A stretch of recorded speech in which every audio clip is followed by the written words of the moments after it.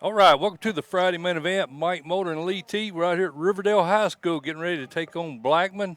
What they call it, Lee, the backyard brawl. Backyard brawl. Should be a good one this year. I think it's both these teams.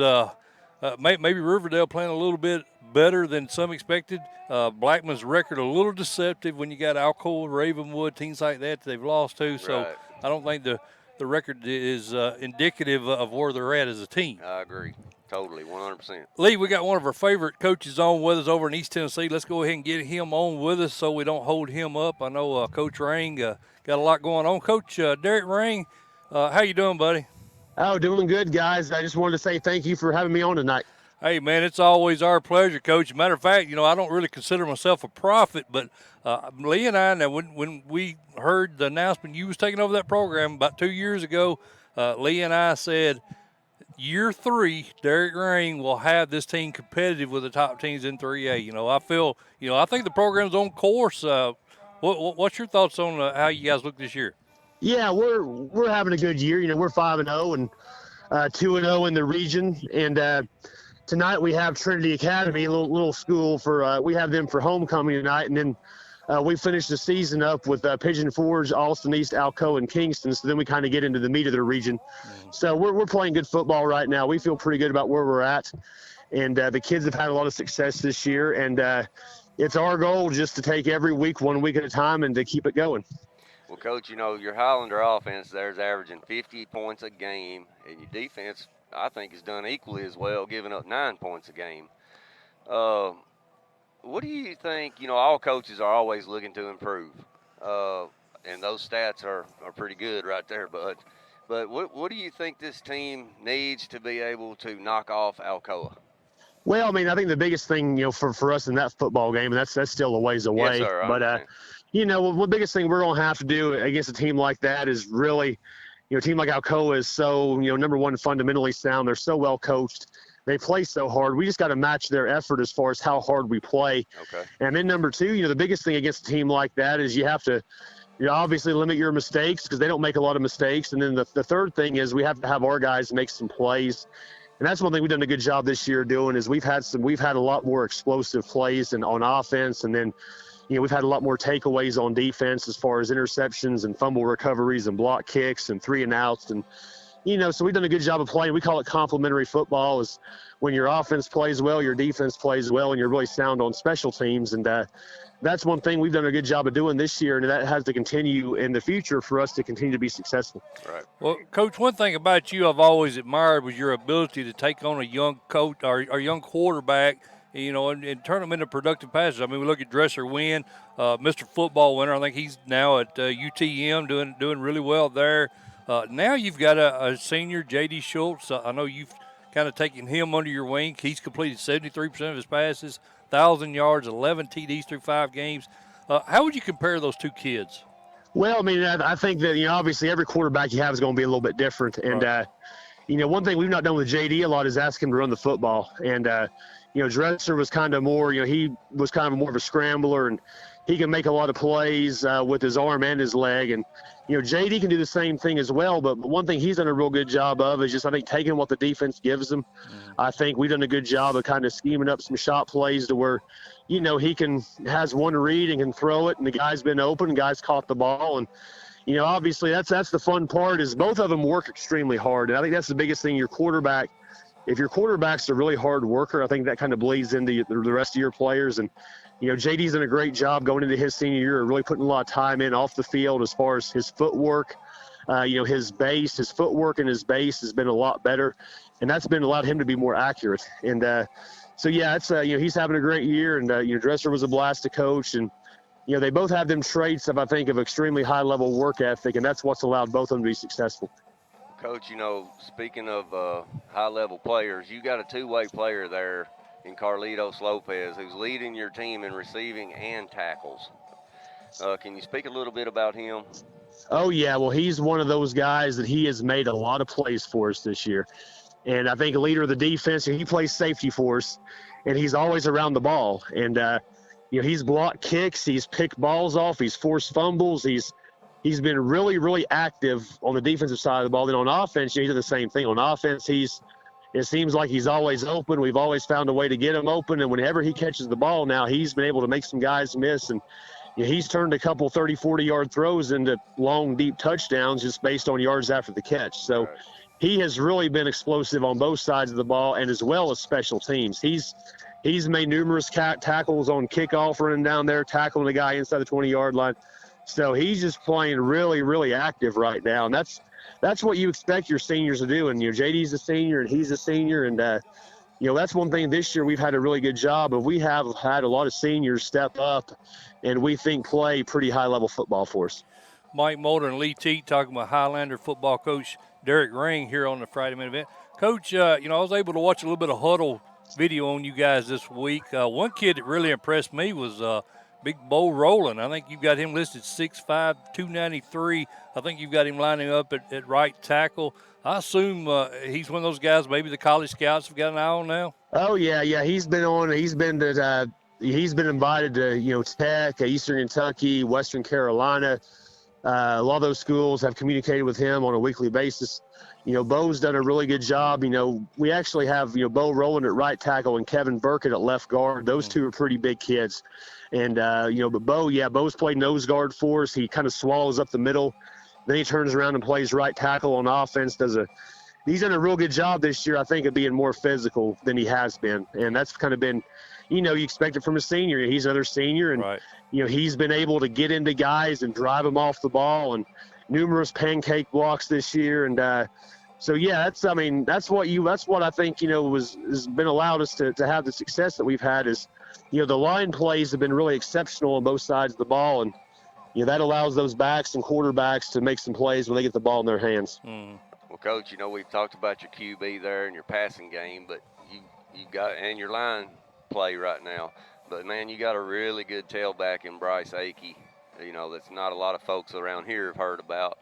But he's averaging 805, or he has 805 yards this season and averaging 10 yards a carry. Talk a little bit about his production.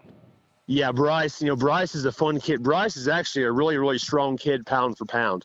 He kind of lives in the weight room, and, he's not a big kid. He's low center of gravity. He's kind of one of these backs that, he's maybe 5'8" or 5'9", but he's about 190. And, the 190 on him is solid. And he's been able to play behind his pads.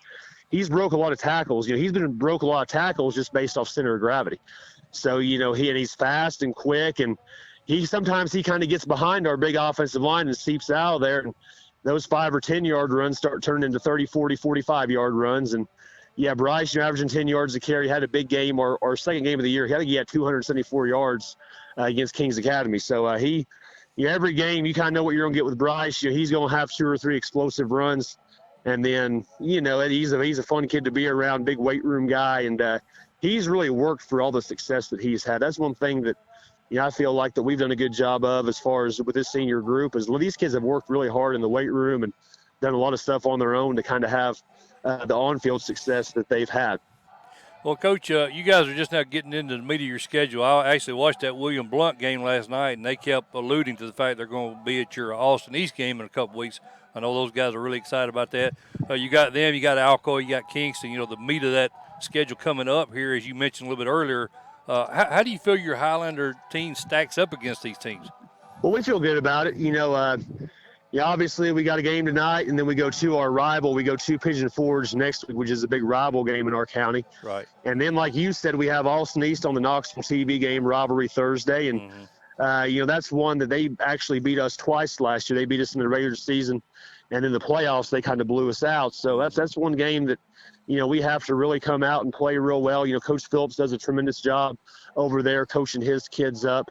And we know that's going to be obviously a tough game, but we feel like, going into this year, our kids are really excited to play in some of these bigger games. And, we've been able to take care of business through the first part of the season, but they kind of realize that, from here on out, you kind of get in the meat of your region schedule. And then, you have maybe, some better competition coming up. So we're excited to play in these games. And, if we can continue to do what we do, which is, we've been a good tackling football team so far. We've tackled well, and we've been able to, on offense, move the ball with the ground game and the air game. So, we just have to continue to work on our fundamentals and just see where that takes us. But this is a fun group to be around. We got a great group of kids here to fun to coach, and we're just excited that they've had success, and we're just excited to, get in the region schedule and see where it takes us.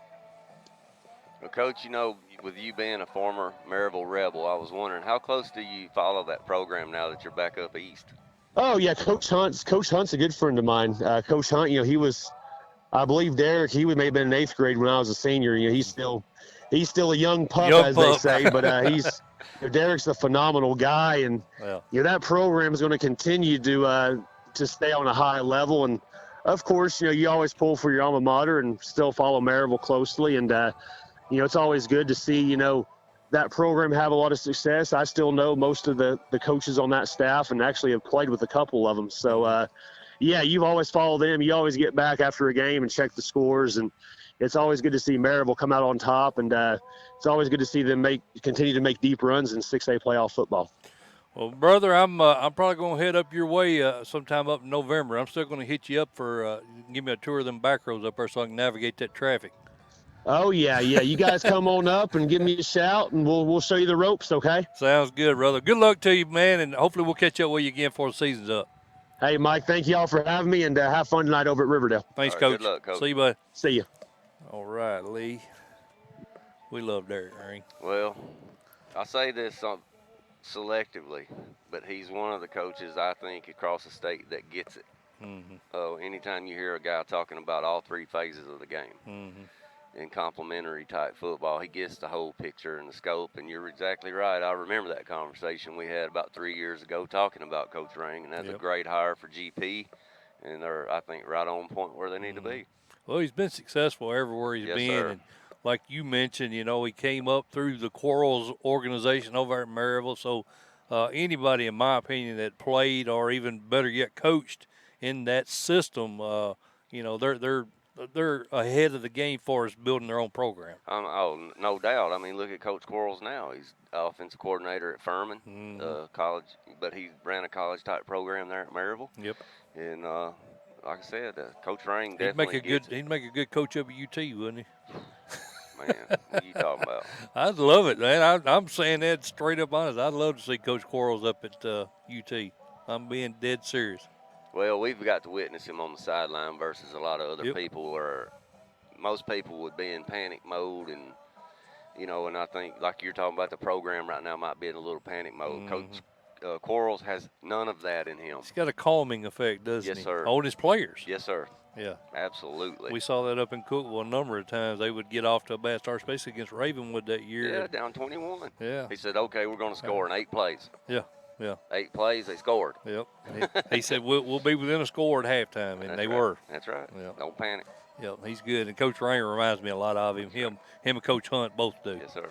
All right, Lee, well, let's take our first break. We've got Corners with head coach Gerard Randolph on the other side of the break.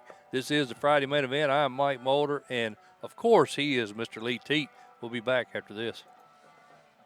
Hey, folks, I want to talk to you a minute about our title sponsor, CoachT.com. We appreciate Jim Thompson and all the guys over at Coach T joining up with us. We'll be partnered with them for the 2nd consecutive year. So, Friday main event, we're honored to be associated with such a great website. If you're into high school sports, whether you play, you have a child that plays, or just an ordinary fan, CoachT.com is a place you need to check out.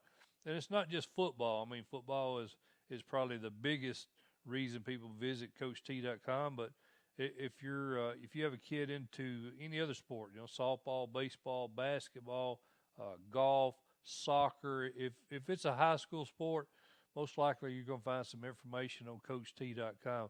But what I want to talk to you about in particular is the Coach T Plus membership, which I happen to be a part of. For the 2nd year in a row, the Coach T Plus membership will be donation-based. So you decide what Coach T is worth to you. That's what's so great about the website. You can make as much commitment to the website as you feel comfortable with.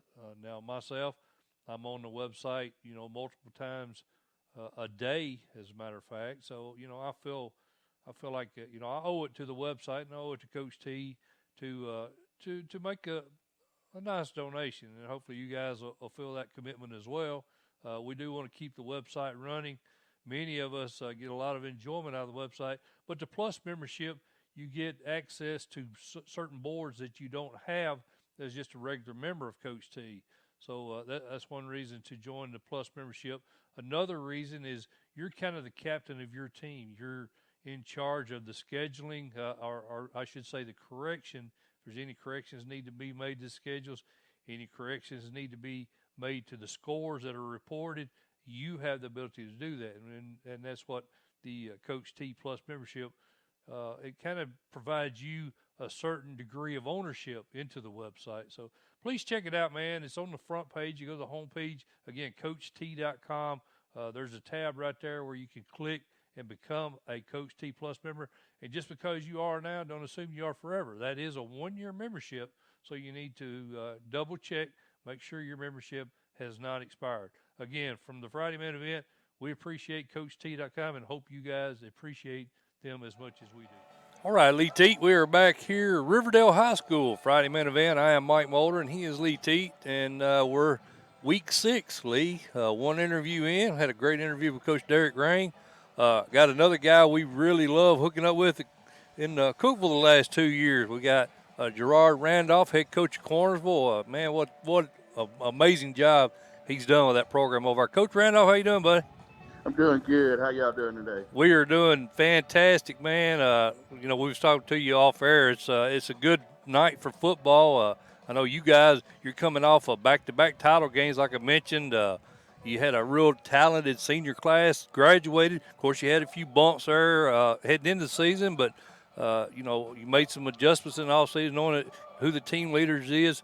Have you figured out who the team leaders are, considering you graduated so many kids already? Yeah, we like you said earlier, we had a few bumps early on in the season, and hopefully we've kind of got that behind us. We've got some guys that are stepping up now and playing our brand of football, and that's just we want to play fast, physical, and aggressive, and just get after people every Friday night. Well, Coach, we hadn't had a chance to speak with you, since your post-game interview in Cookeville. But we were so impressed with the amount of support that community showed you and your guys.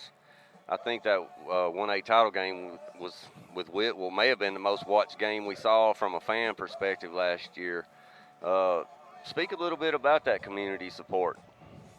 I tell you, it's second to none here. When I think I told you guys there would be a ton of fans up here from Cornersville, and it's like that here at home. Hopefully one day you guys can come down here and experience the atmosphere down here in Cornersville. It's a great atmosphere. They do football right down here, and they do it the right way, and they follow us. I mean, they make away games, home games for us, and so they're definitely a 12th man for us every Friday night. Well, Coach, like we mentioned, you guys started off with those 2 losses at the beginning of the season. I think you've won 3 in a row now. What would you say is probably the biggest difference between, week 1 and where the team's at now? Just our chemistry. I'm gonna tell you, we're playing some young guys, and experience has something to do with it. The more snaps they're getting, the better they're getting offensively and defensively. And we haven't changed anything as far as our mentality and coaching them. We try to coach them up every play, and it's their job to take the coaching and get better each rep. Mm-hmm. Well, Coach, you got a junior quarterback there in Jackson Farrer who's taken over your quarterback spot this year. Yes, sir. How well has he picked up on your offense so far this season, and where do you think he needs to be developmental-wise by the end of the season? Jackson's doing a tremendous job for us managing the offense.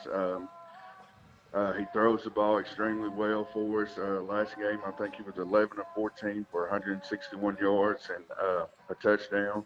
He's got a live arm. Not a tall guy in stature, but he's a dual threat for us. We're able to run the ball with him also. So hopefully by the end of the season, he'll keep managing the offense well for us. And biggest thing is just not turning the ball over and just giving us a chance in ball games. Right.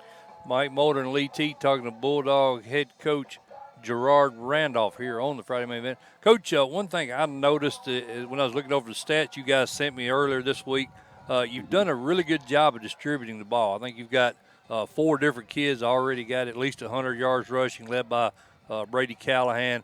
Do you feel pretty good about the depth and where you guys are at right now from a depth standpoint? I do. And like I said earlier, just getting those guys experience and getting them touches. We have some guys that can be really good with the ball in their hands and make things happen, even on the outside and throwing it to them. But we got 3 or 4 good guys we can get the ball to and running, and we feel comfortable. The thing is, we just need to take care of the ball. I think that hurt us the first 2 games. We fumbled the ball, and you guys know as well as I do, fumble the ball gives you an easier chance to lose ball games, and that's what happened to us. Yep. Well, Coach, defensively, you're led in tackles by a sophomore. Speaking of your young guys, linebacker Rhett Woodard. Yes, sir. I'm assuming that's Eli's younger brother. Yes, sir. It is. It is. Yes, sir. And then obviously got a sophomore on the other side of the football right now. It's doing pretty good too, and Eli Welch. Yes, sir. Like I said, Rhett, he's the younger brother of Eli. Hard-nosed football player. He also plays fullback for us. Has a nose for the football, and we're very extremely happy to have him on the defensive side of the ball for us and playing that linebacker position. And Eli Welch, tall, rangy kid, plays tight end for us. Has done an awesome job of catching the football for us and making big plays. Well, he's probably not done growing yet. Has he got anybody looking at him yet? Not right now, but we're going to try to get his name out. If he keeps making plays, I think he'll garner some attention. Yes, sir. Yes, sir. Well, Coach, defensively, your 2018 team pulled off a feat we'll probably never see again. 10 straight shutouts. This 2019 team really, they don't have bad numbers. As like you mentioned, your offense kind of put them in a bad position there early. But talk a little bit about your defense and how you feel they're doing this year. Defensively, our scheme is still the same. We feel really good about our scheme. And the thing about our defense, everyone has to do their job. And if everyone does their job defensively, we're a squeeze and spill defense. And we wrong shoulder. And if everyone does their job, it looks great. If one guy doesn't, it messes the whole thing up. But if everyone does their job, I feel really good about our defense. And the guys that we have out there, the personnel that we have. But we look forward to those guys just getting more reps, and we'd like those zeros on the other team score. Coach, you guys face a Middle Tennessee Christian team tonight. It's kind of hard for us to gauge. You're exactly right. The record says they're 1-4, but they played a tough schedule. They have. How do they look on film, and do you see anything they're going to do to give you a problem? I'm gonna tell you, they look really good on film. That 1-4 record is very deceiving. Like you said, they play some really good teams, and of course, everybody knows the McGowan kid at running back, and I tell you, they do a really good job of getting him the ball and letting him do his thing. Really good back, and they're solid up front, defensively and offensively. It's going to be a tall test for us. Maybe one of the best teams we played this year. Well, Coach, if you look at this Region 5, man, it's probably as balanced as it's ever been, in my opinion. You got Fayetteville remains undefeated. Mount Pleasant, they suffered some key injuries, but I think they're expected to get back to 100%. Huntland, Moore County, Richland, they've all improved. You guys in Fayetteville right now are definitely in the driver's seat. That's a big game for you guys coming up next week, isn't it, Coach?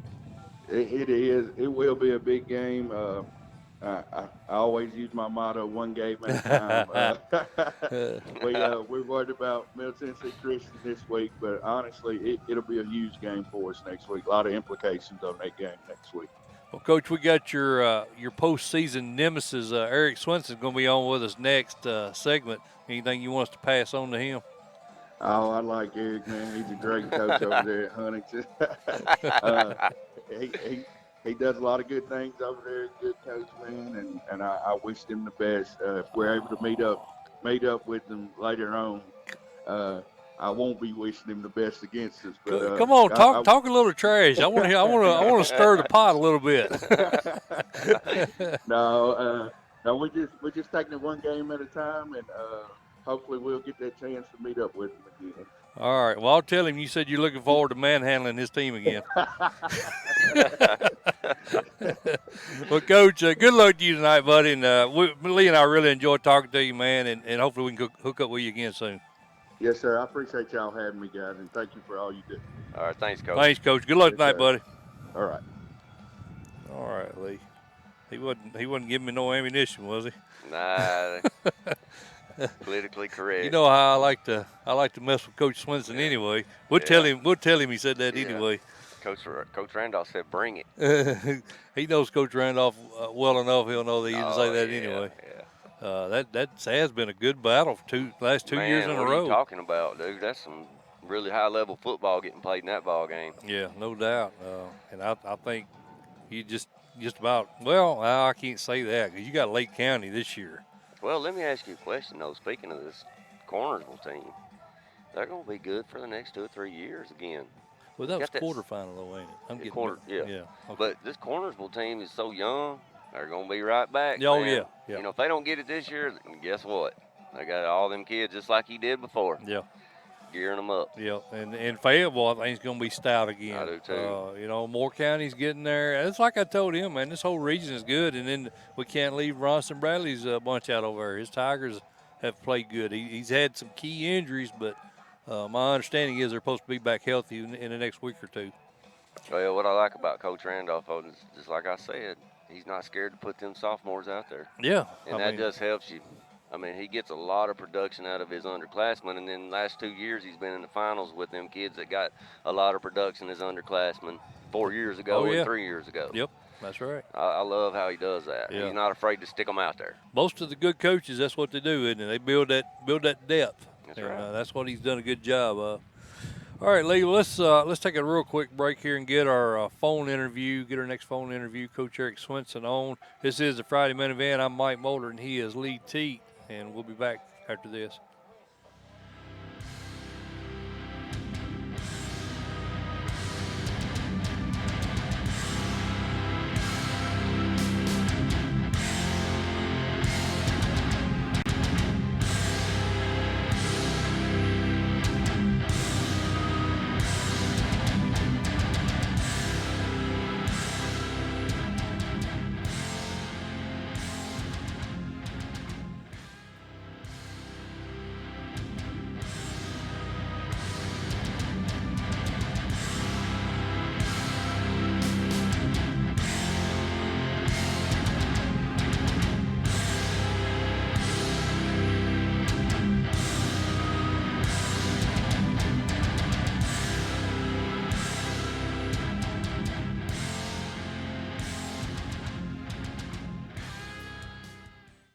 Hey, folks, I want to tell you about a new sponsor who joined us this season, Elaborate Images.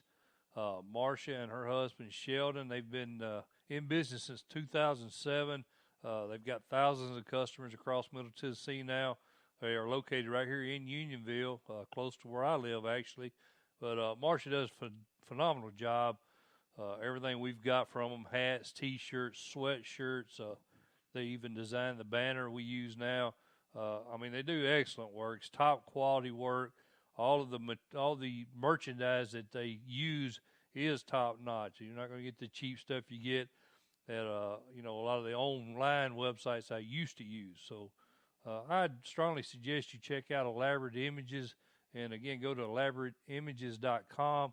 Ask for Marcia. They've got a phone number contact there. Matter of fact, I'll give you that number now. 931-703-5410 is how you can get in touch with her if you don't want to go online. Again, 931-703-5410. That's Elaborate Images. They've got all the Friday Main Event apparel already set up, and you can tell her what you want from us. Or if you just want to go out on your own and get something designed for your business. I mean, they're great. We've been using them for a couple of years now. She decided to be a sponsor of the Friday Main Event this year, and we're very grateful to have them on board. So check them out, Elaborate Images.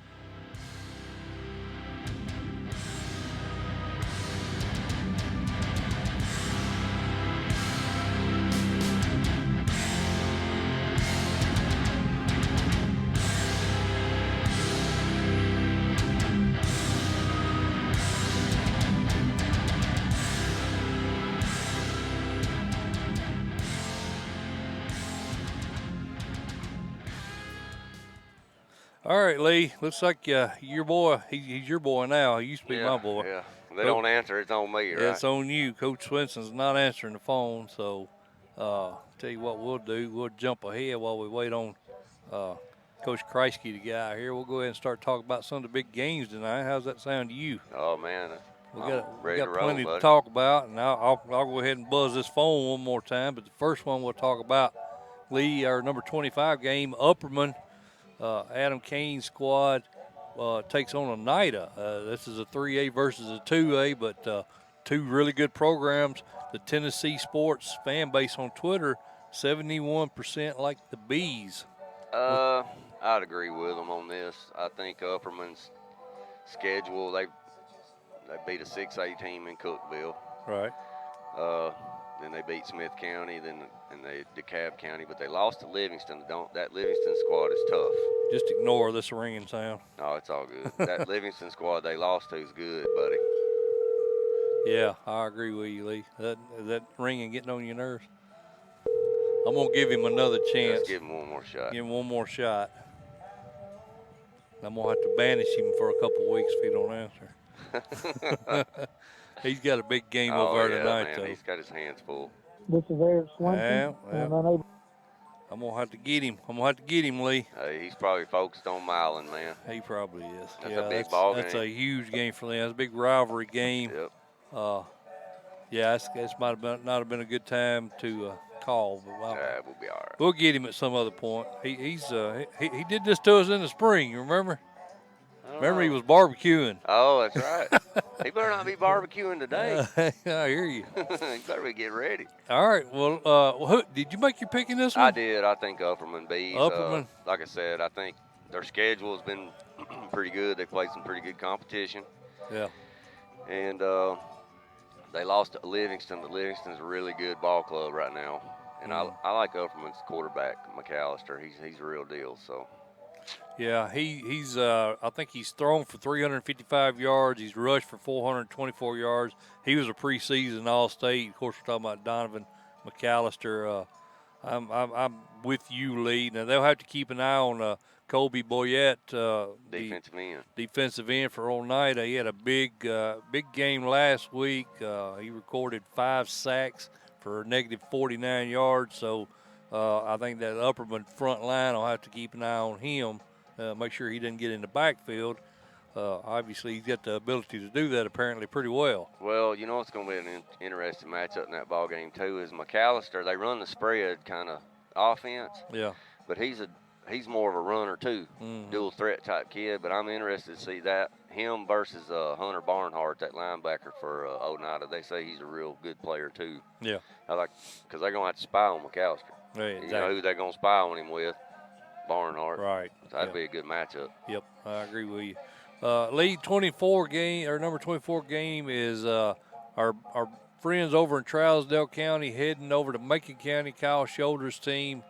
Yellow Jackets seem to have righted the ship. They're playing a lot better now.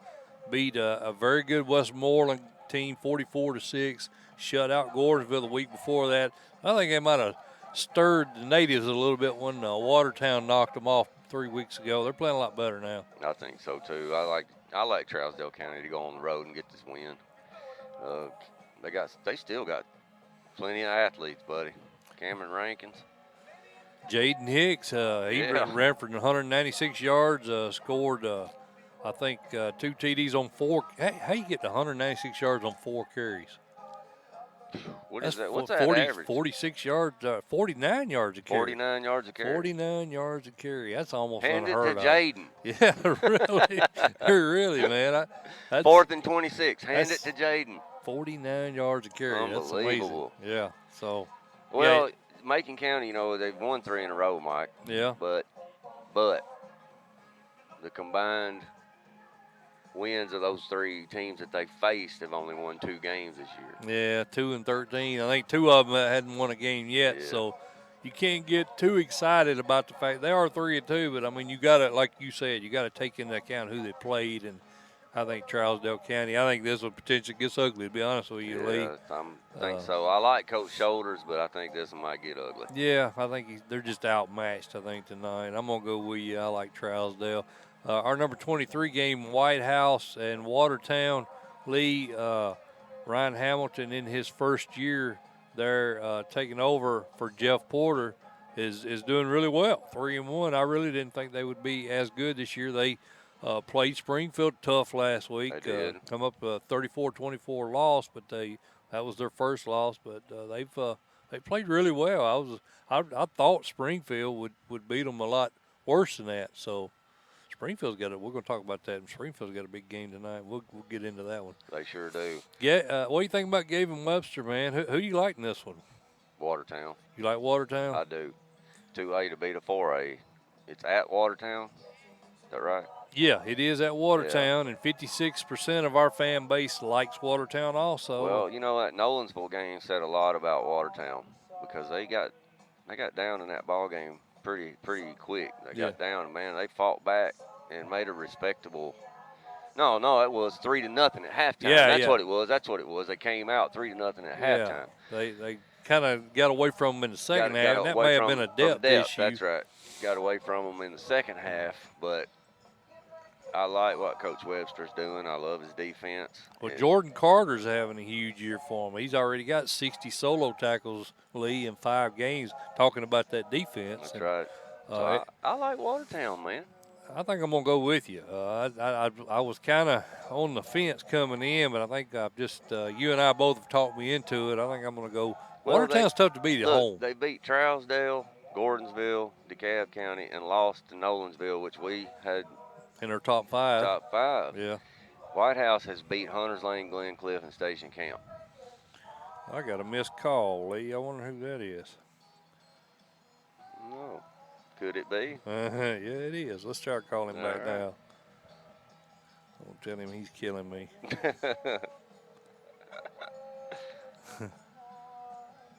Hey, man, you were absolutely freaking killing me. I'm on the air here. Well, I had a guy from Milan talking to me and didn't hear the phone ring, and then about the time I picked it up, said hello, and nobody answered. So well, hung up on me. You blaming it on me, huh? Look, That's your fault too. look, Coach, you was barbecuing last time. Well, you might could get by with that normally, but unfortunately for you, we called on the air and everybody heard your voicemail pick up. So Y'all went live. We went live on you, brother. So how you doing, man? I'm doing good, considering it's Milan tonight. Yeah, that's what we was going to talk about that, buddy. We talked to you back in spring. You know, you told us this is probably the most starters you've ever had. I think you guys are outscoring your opponents 39 points a game so far. Is this the year you get to Cookeville, man? Well, I mean, this team's got the capability to do it. You know, you know how it is. You got to have some luck. You got to be injury free. I think we've got we have the talent.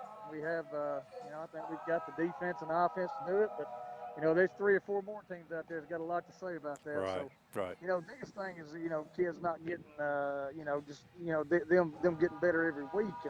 And, that's why we're excited about tonight. Big challenge, a lot of speed on the field. And, our kids get up for this, and Milan's kids get up for it. It's going to be a good ball game. Yes, sir.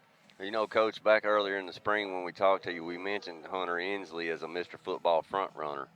I think this year so far he's rushed for over 600 yards and 13 TDs, and he's thrown for another 4 touchdowns. And how big is it for you as a coach to have a kid like Hunter leading this offense? Well, Hunter's a dual threat, ultimate competitor, just a good leader. And, he's got great speed. The thing about him is he turns around and plays defense also. So, he's a two-way guy.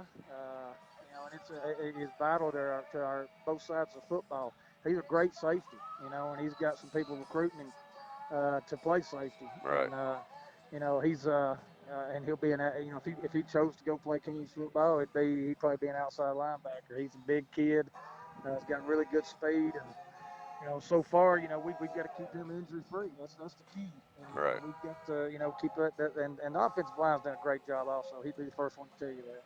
Well, Coach, one thing that we really like about this team, and it reminds us a lot of that Cornersville team last year, Connor Pearson, Brandon Law, a lot of the senior presence on this field, on this team, I'm sure is showing itself in the locker room. You know, you got those guys. You know, they've been there for 4 years leading that team. Speak a little bit about, you know, how important that is to have these seniors and have them in a position to lead this team for you. Well, you know, your locker room is the main thing. I mean, those guys, they come to practice every day. They make sure everybody's out of the locker room on time and on the field for practice. They take care of the little stuff.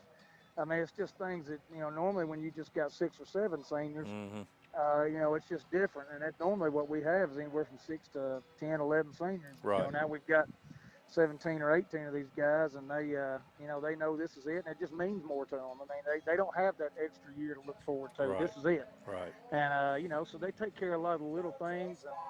And, you know, and they're nowhere near as emotional as what a young team will be. They tend to remain at a constant level. They don't get too high and they don't get too low. Yes, sir. Mike Mulder and Lee Teat talking to Mustangs head coach Eric Swinson here on the Friday Main Event. Well, Coach Swinson, we've been talking about your offense, but your defense, man, has held some pretty good teams to an average of 9 points a game so far. So let's talk a little bit about your defense and who's some of the leaders on that side of the ball for you. Well, our defense, of course, you got Hunter on that side of the ball also, Right. and you've got Connor Pearson at linebacker, who's done a great job at linebacker, and you know, defensive line with senior Sebastian Key. We have a kid named Reed Jones who comes in and plays some defense, and just going, you know, just the whole defensive front has been, you know, really good this year. Bo McLemore is one of our outside linebackers, along with Devin McClurkin. Those guys have been really, really good at outside linebacker. They're really strong kids. And our secondary is a little young, other than Hunter, but you know, they've come along nicely. And you know, the main thing has been we've been able to control games up front with our defensive line and you know, and our outside linebackers and inside linebackers. So they've been a really, you know, Jalen Williams is another one of our defensive tackles who's had a really good year so far. So those guys have just been, you know, they've really played well, and you know, we expected them to. There's like 7 or 8 of them back on that side of football, and that's been the strength of our team. I feel like that's the strength of our team anyway right now. Well, Coach, you mentioned it when we first had you on. A huge rivalry game tonight at Milan. You know, Lee and I, we had them in our top 5 preseason along with you guys. What kind of game do you guys expect out of them? Well, you know, they got speed everywhere, man. I mean, they're fast. You know, just like Milan always is. When you watch them on field, the first thing I sent, you know, when I watched them Saturday, I just sent to Coach Miller, our defensive coordinator. I said, "Good Lord, they're fast, and they are fast. And they're, you know, quarterback can blaze, and they've got you know, they're throwing the ball around more than usual. They've got receivers fast on defense, fast on offense." They've just got a lot of team speed, and they've got good size up front on both sides of the line. So, I mean, they create another challenge for us that we have. You know, we've not seen anybody that fast. It's probably the fastest team we'll see all year, you know, in the regular season. So, Hey, we've got a guest interviewer here for you. Who would that be? Coach Swinson, this is Will Kreisky here at Riverdale High School. How you doing, Coach? Hey, Coach Krosky, how you doing? Doing well, doing well. I just want to get on here and wish you luck, man. I know how it is between Huntington and Milan. I've seen many of those battles back in the day, and being a West Tennessee guy, and I just wanted to wish you luck, Coach. You're having a good year, and I keep up with you every week, Coach. Well, I appreciate it. You're having a great year also, and you guys got Blackburn tonight. That's yeah, gonna be yes, sir. It's that's gonna be a good tough ball one. game. Yes, sir. Well, good luck to you guys too, Coach. I appreciate it, Coach. Well, I know you need to get on off here, man. You kind of blew my schedule up anyway, so we'll let you get to your work. We called that rascal 4 times. I keep messing up. Last time he said he was barbecuing. He was barbecuing when we was trying to call That him. was the truth. You can see how high we are on his priority list, can't you? Hey, y'all are way up there. Oh, Lord. You out hanging out with Jeff Pendergrass, weren't you? Hey, I may go over there tomorrow. He's got his reunion. They're having a 99 reunion. I may head that way. Well, you tell all them guys I said hello. I'll do it. I appreciate it. I sure will. All right, see you, Coach. All right, good luck to you, brother. All right, thank you, man. All right, Thanks, I'll holler Coach at you. See you. All right. That's Coach Eric Swinson. We love him. We get him on a lot. I'm off set, ain't I, Lee? Yeah, you phone off. Oh, no, it's not off. I thought he might want to listen. Is that all right? Yeah, we're good. Yeah. Okay. we've got, I guess you guys figured that out. We've got Coach Kreisky with us here already, Coach. Hey, man, we appreciate you letting us come over here. Lee and I are pretty excited about this one. Well, I appreciate you coming over here and hanging out and being a part of it. It's good, a high school atmosphere. It's two football teams that are ready to go tonight. I think these kids, if we turn them loose right now, they go at it. And we're expecting a big crowd tonight. My TV 30's here. We got a lot of former players been contacting me this week, so we should have a really good crowd tonight. Well, Coach, I know last week your senior quarterback Taylor Yancey was hurt, missed a game last week, I think, against Rockville. But hey, Kelly's boy come in, did a great job for you guys. I'm assuming Taylor's good to go this tonight. Yeah. Taylor's had a good week of practice. He's had a bacterial infection and was in the hospital in and out the week before and just not feeling well. And Jameson's a good kid, athletic kid, and been around football his whole life. So, we didn't expect anything but a good performance out of him. And he does a good job leading the team. And in practice, he's always coaching kids up. If they're not running the right route or not blocking the right, he knows the whole offense. So he's going to be a really good leader. We're excited about him and his future. Yeah, I mean, man, he had some pretty good numbers. 8 of 10 passing, 198 yards, and 3 TDs. As a father, you would be proud, but how hard was Kelly coaching him up? I bet he was. Well, it's not how hard Kelly coaches him up. Sometimes it's how hard Jameson coaches up Kelly. It's pretty neat to watch those two interact on the field. They both know a lot of football, and they're both very, very competitive. And they both want to prove the other one wrong, but it's a typical father-son. Yes, it's really neat to watch that. Cool. Watch that relationship. We always stress family around here, a family type atmosphere and culture, and to see those two go at it and compete and want success for this team truly exemplifies what we try to preach around here. Yeah, I saw him when he was running offense, the scout team offense, I guess, back when I come and watched you guys in the spring, and that really jumped out at me. I didn't know he was Kelly's kid at the time, and I was like, man, he's got the football IQ already. When his body catches up to his football knowledge, he's going to be special. Yes. Another kid, Coach Kreisky, that I've been impressed with is Drew Smith. He's having a good year for you guys, isn't he? Yeah, Drew Smith is his second year at tailback. Last year he had a little over almost 1,500 yards rushing, and I think last year about this time when we talked, he was having a good year. So he's capping it off again. He's doing well for us. He's a leader. We struggled at times against Cookville, and he talked to the kids and rallied the kids around. And even in the Smyrna game when things weren't going our way, he's really our more vocal leader on our team. And he does a good job, and he leads by example. Well, Coach, one thing that stood out to us in the preseason is how good you guys are up front. Obviously led by Gaston Haney, but talk about that front four on defense and how their production has made your entire defense better. Well, anytime you have a group up front like Gaston and Javon Nelson, and those guys, and Elijah Herring getting after the football and putting pressure on the quarterback, it always makes your secondary a little bit better. Right. And that's helped us. Last year we struggled a little bit in the secondary at times in games, big games. And having guys that put pressure on the quarterback, getting to the quarterback and hitting the quarterback. Last week, first play, Elijah Herring hit Rockville's quarterback and stunned him, and I think he thought about that the rest of the game. And and like I said, when you have that presence, if the quarterback knows he needs to release the ball a little bit faster, and so that has helped us and helped our defense a little bit. We're joined by Riverdale head coach Will Kreisky here on the Friday main event. Coach, you got a really good Blackman team coming in. I know the record's 2-3, but anybody that knows football don't read anything into that. Alcoa, Ravenwood, they played a really tough schedule. How did they look on film, and what areas do you think potentially you guys stack up best against this Blackman team? They look really good on film. I know people probably say that's the best 2 and 3 team out in the state, and you can really say that. They're athletic. They're long, they're rangy. The receivers are 6'2", 6'3" guys. They go up and catch the football. Drew Beams committed to University of Tennessee. Right. To play baseball. Right. Okay. That's okay. right. But so that he is, he's an athlete. And he can throw the ball and let the ball spin a little bit. I think our fronts are a pretty good matchup. We'll get after their front. They'll get after us a little bit. So I think that'll be a good matchup to watch tonight. And I think whoever does a good job winning the line battle will have a lot of success tonight. Yes, sir. Coach, we expect this to be a close ball game. That's just from our perspective, we do. And in close games, you got special teams that could be the difference. How's your kicking and your return game look so far? It's looked well. You know, we've done a good job. We had the Smyrna game. We returned a punt for a touchdown, but it got called back due to penalties, and we have to do a better job to limit those, like you Right. said, on special teams because with a close, anytime with a close ball game, special teams is the difference. And if you can win the special teams battle, then good things will happen. Coach, I noticed you didn't renew that 2-year contract with your brother over there at Centennial. Did Mama have anything to do with that decision?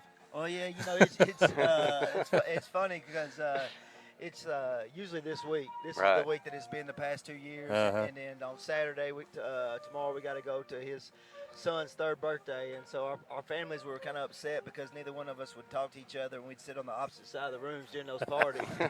Because one year I was really happy shaking hands, and next year he was really happy shaking hands. Yeah. So Mama did say we're not doing that anymore, and if you do see each other, to be in the playoffs. That's right. And that's the thing about it. You guys have split. If you ever meet now, the way the regions are, it'll be up in Cookeville, man. Could you imagine you and him in Cookeville? You know, Oh Lord. my dad would be on pins and needles.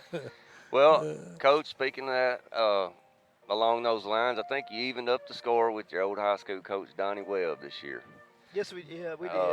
He how do does you- a good job. How do you enjoy coaching against Coach Webb? I Does don't it know if I enjoy bring a different? Well, it does for me because I always want to do a good job. I mean, you know, if you played high school sports or been a part of sports, you know you always want to impress your former coach. And Right. You want things to look good. And Donnie's a really good high school football coach, and Donnie's been in this business a long time. And anytime we play him, I'm trying to impress him with how our team, not just how we play, just how we act. You know, are we disciplined? You know, is he pleased with the performance? Because you always want your high school coach to say some good things about That's you. right. And you know, when we shook hands, he said, "Coach, you really got after us. I'm impressed." And not that we won, it's just that he was complimenting our team and the way we looked and the way we handled ourselves. That's And, right. and I said, "Coach, you know, I learned everything from you." And I always grab a kid or two for a senior, and when we play him, and I say, "Hey, y'all always think, as tough as I'm on y'all, this guy was twice as hard on me." I said, "You know, I'll never forget," and he'll probably shoot me for saying this, but it was hot and miserable one day, and we were dragging in practice, and he looked over and dumped out a water cooler. You know, where today's age, if you do that, you're going to get fired over it. Yeah. You know, and he made us earn our water. So, you know, and you can't do that anymore, and he just laughs. "I didn't do that. I don't know what you're talking about." We love Coach Webb. Well, bouncing off of that, man. I mean, you was with him obviously, and you've been under Coach McDaniel over there at Oakland. You know, you've been around some good coaches, haven't you? No, that's my brother. That was mad. Okay, Yeah. as soon as I said that, I said, well, I might not be I right. was here with Coach A-Lot. You was here with A-Lot. I'm sorry. Yeah. Well, what I was getting at was, you know, all the coaches you've been around, who do you kind of feel like molded what you are now more than anybody? Well, it's kind of tough, you know. Like I said, the counts is James Senior and James Junior play an instrumental part in me and instrumental part of my family when we were growing up. So you know they play a big part. Donnie Webb, you know, obviously plays a big part. Kevin Creasy was on the staff when I was in high school, Okay. and I've always talked with him. You know, it's kind of now that we're rivals, big rivals, it's hard. I can't bounce ideas, and I can't ask him, "Hey, what do you do in this situation? What do you do in that situation?" But you know, he still calls, checks on me. We don't talk about our team respectively. Right. We just talk about different things. But he's another one. I mean, look at all the success he's having. He got on me when I put that video up. Y'all scrimmage. He said, "What'd you take that video down for?" and if it wasn't for him, he's the only one I thought of. He already had his defensive coordinator already had 23 plays broken down in it. Oh, Lord. yeah. Yeah. You know he did, man. Sorry about that. No, it's all right. It's all right. Yeah. He was like, I muted all of them after that. yeah, he's like, "What are you doing?" Yeah. I never even really thought about it, obviously, but. But yeah. I tell you what, it just goes to show That the shows he's competitor. Yeah. Yes. He's trying to get any advantage. Any You're advantage. exactly you know. right. Yeah. That's why he hadn't lost a game in over a year and a half. That's Yep, exactly yep, right, yep. buddy. Yeah, I felt terrible about that when you see him text me. It's like, oh man, He's the first one I thought of. Then Kid Hartsfield's the that's a second good one. thing because he was already trying to find it. So apparently somebody told him. Yes. He called me at work. Hey man, what happened to that video? Yeah, exactly. Yeah, exactly. we won't do that again, Yeah. man. No, I appreciate everything y'all do for high school, and I felt bad doing it. But those Nah. No, those you are was two right. those are the two guys I first thought of and thought about. And I knew, you know, how tough this region is. I don't Yes, need them sir. to get any advantages on us. Yeah. That was good. Well, Coach, man, like I said, Lee and I really appreciate you letting us come over here, man. I think it's going to be a great game, and we appreciate what you guys do. I love talking to you and Matt, and I think you guys do a heck of a job coaching your teams. Well, I appreciate it. I appreciate everything y'all do for high school. And like we said that day about taking the video, didn't it? I hated doing it because you only promote high. You're just trying to promote the high school Right, athlete. right. You're not looking at it in our view and our advantage. Or well, he may pick this up from a scrimmage and realize we may use it against him in the game and things like that. Yeah, I never even thought about it. No, because all you want to do is promote these high Exactly. school athletes. Right. And we even talked about it. Will they be on their huddle highlights and things like that. And that's what's neat about having y'all and the 104.5 and my TV 30. It's all about the kids. Right, Essentially, we're doing it for the kids. right. And everybody y'all are doing is trying to promote these kids and make Tennessee football, high school football, well known. We may try to. I was looking. You got Oakland, what, 3 weeks? Yes, we do. We'll be We at may that place. we may try to come over there for that one. If Coach Creasy will let us over. He may not let us over. Yeah, come He over said and he was harass going. Yeah, he said he was going to blackball me after Yeah. I took that video down. So. But yeah, we may try to come over and check that out. He's wearing you out, ain't he? Anyway, man, we'll let you get to it. I know you got a lot going on, but we appreciate it, man, and hopefully we can get you on again before the season's up. Thank y'all. Thank y'all for having me. All right, Man. thanks, Coach. All right, here's Riverdale schedule.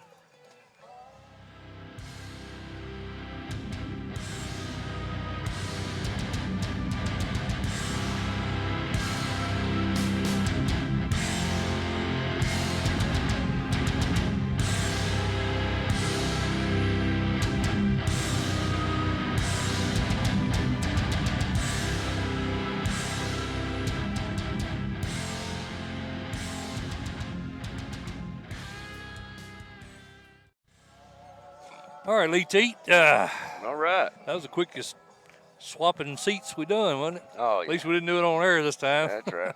I Be thought that all right. made more sense, though. We've played some extra commercials thanks to our buddy Eric Swinson, kind of shafting us there for that Oh, segment. Lordy. I love messing with him. I guess you can tell That that. dude's cool, though, man.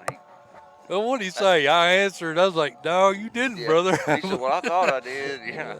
Yeah, he's cool, man. I love him. Yeah, I do too. He's just down to earth. That's what I like about him. You can cut up with him. He's just a good dude. I think if they can get by Lake County this year, Dude, they Lee, got a it shot. might be their year. They got a shot. Hunter Ensley, that kid he's talking about, that kid he is big, Yeah, fast, and athletic. absolutely. And in at that level, sometimes you just need that one kid. Mm-hmm. And then he's got Connor Pearson and that other kid, too. I mean, he's That's got right. a good shot, brother. A Yeah, real good shot. kind of what we talk about with Dresser Wing. Yeah. He kind of put that Dresden team on his back and carried them. And in the 1A and 2A levels, when you got that elite special talent like Hunter, that could be the difference between Right. getting knocked out in the quarterfinal and going all the way to Cookville. So That's exactly I right. think Well, Meigs County did it last year with Swafford. that's right. Carried that's 'em, exactly man. right. And then he's still there. That's right. We're gonna see them in 2 weeks. That's exactly right. I'm excited about that one, man. Over at South Pittsburgh, we'll be heading up there. I talked to Coach Grider this week. Lee got that confirmed. He said he'd love to have us. So That'll we be a good trip, man. told him we'll be there, no doubt. And then next week, of course, we're going to Summit. Our buddy Brian Coleman invited us That's over. a big matchup, That's too, a buddy. huge one. 2 undefeated. Potentially. Yeah. Well, no, they're both they- by. yeah, they both are. by this week or no? No, I'm not sure.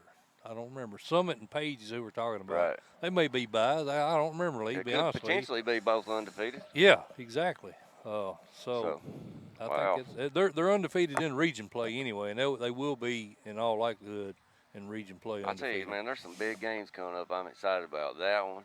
The next week, where we're going down there to watch Meigs and South Pitt. And if any of y'all have never been to South Pittsburgh to watch a football game, go.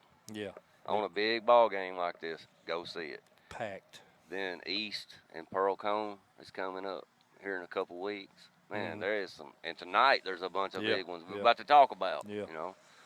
Well, talk we're about Mount Juliet last week, Yeah, man. man, That's the what biggest a- crowd we've seen Oh all my year. gosh, dude, it was.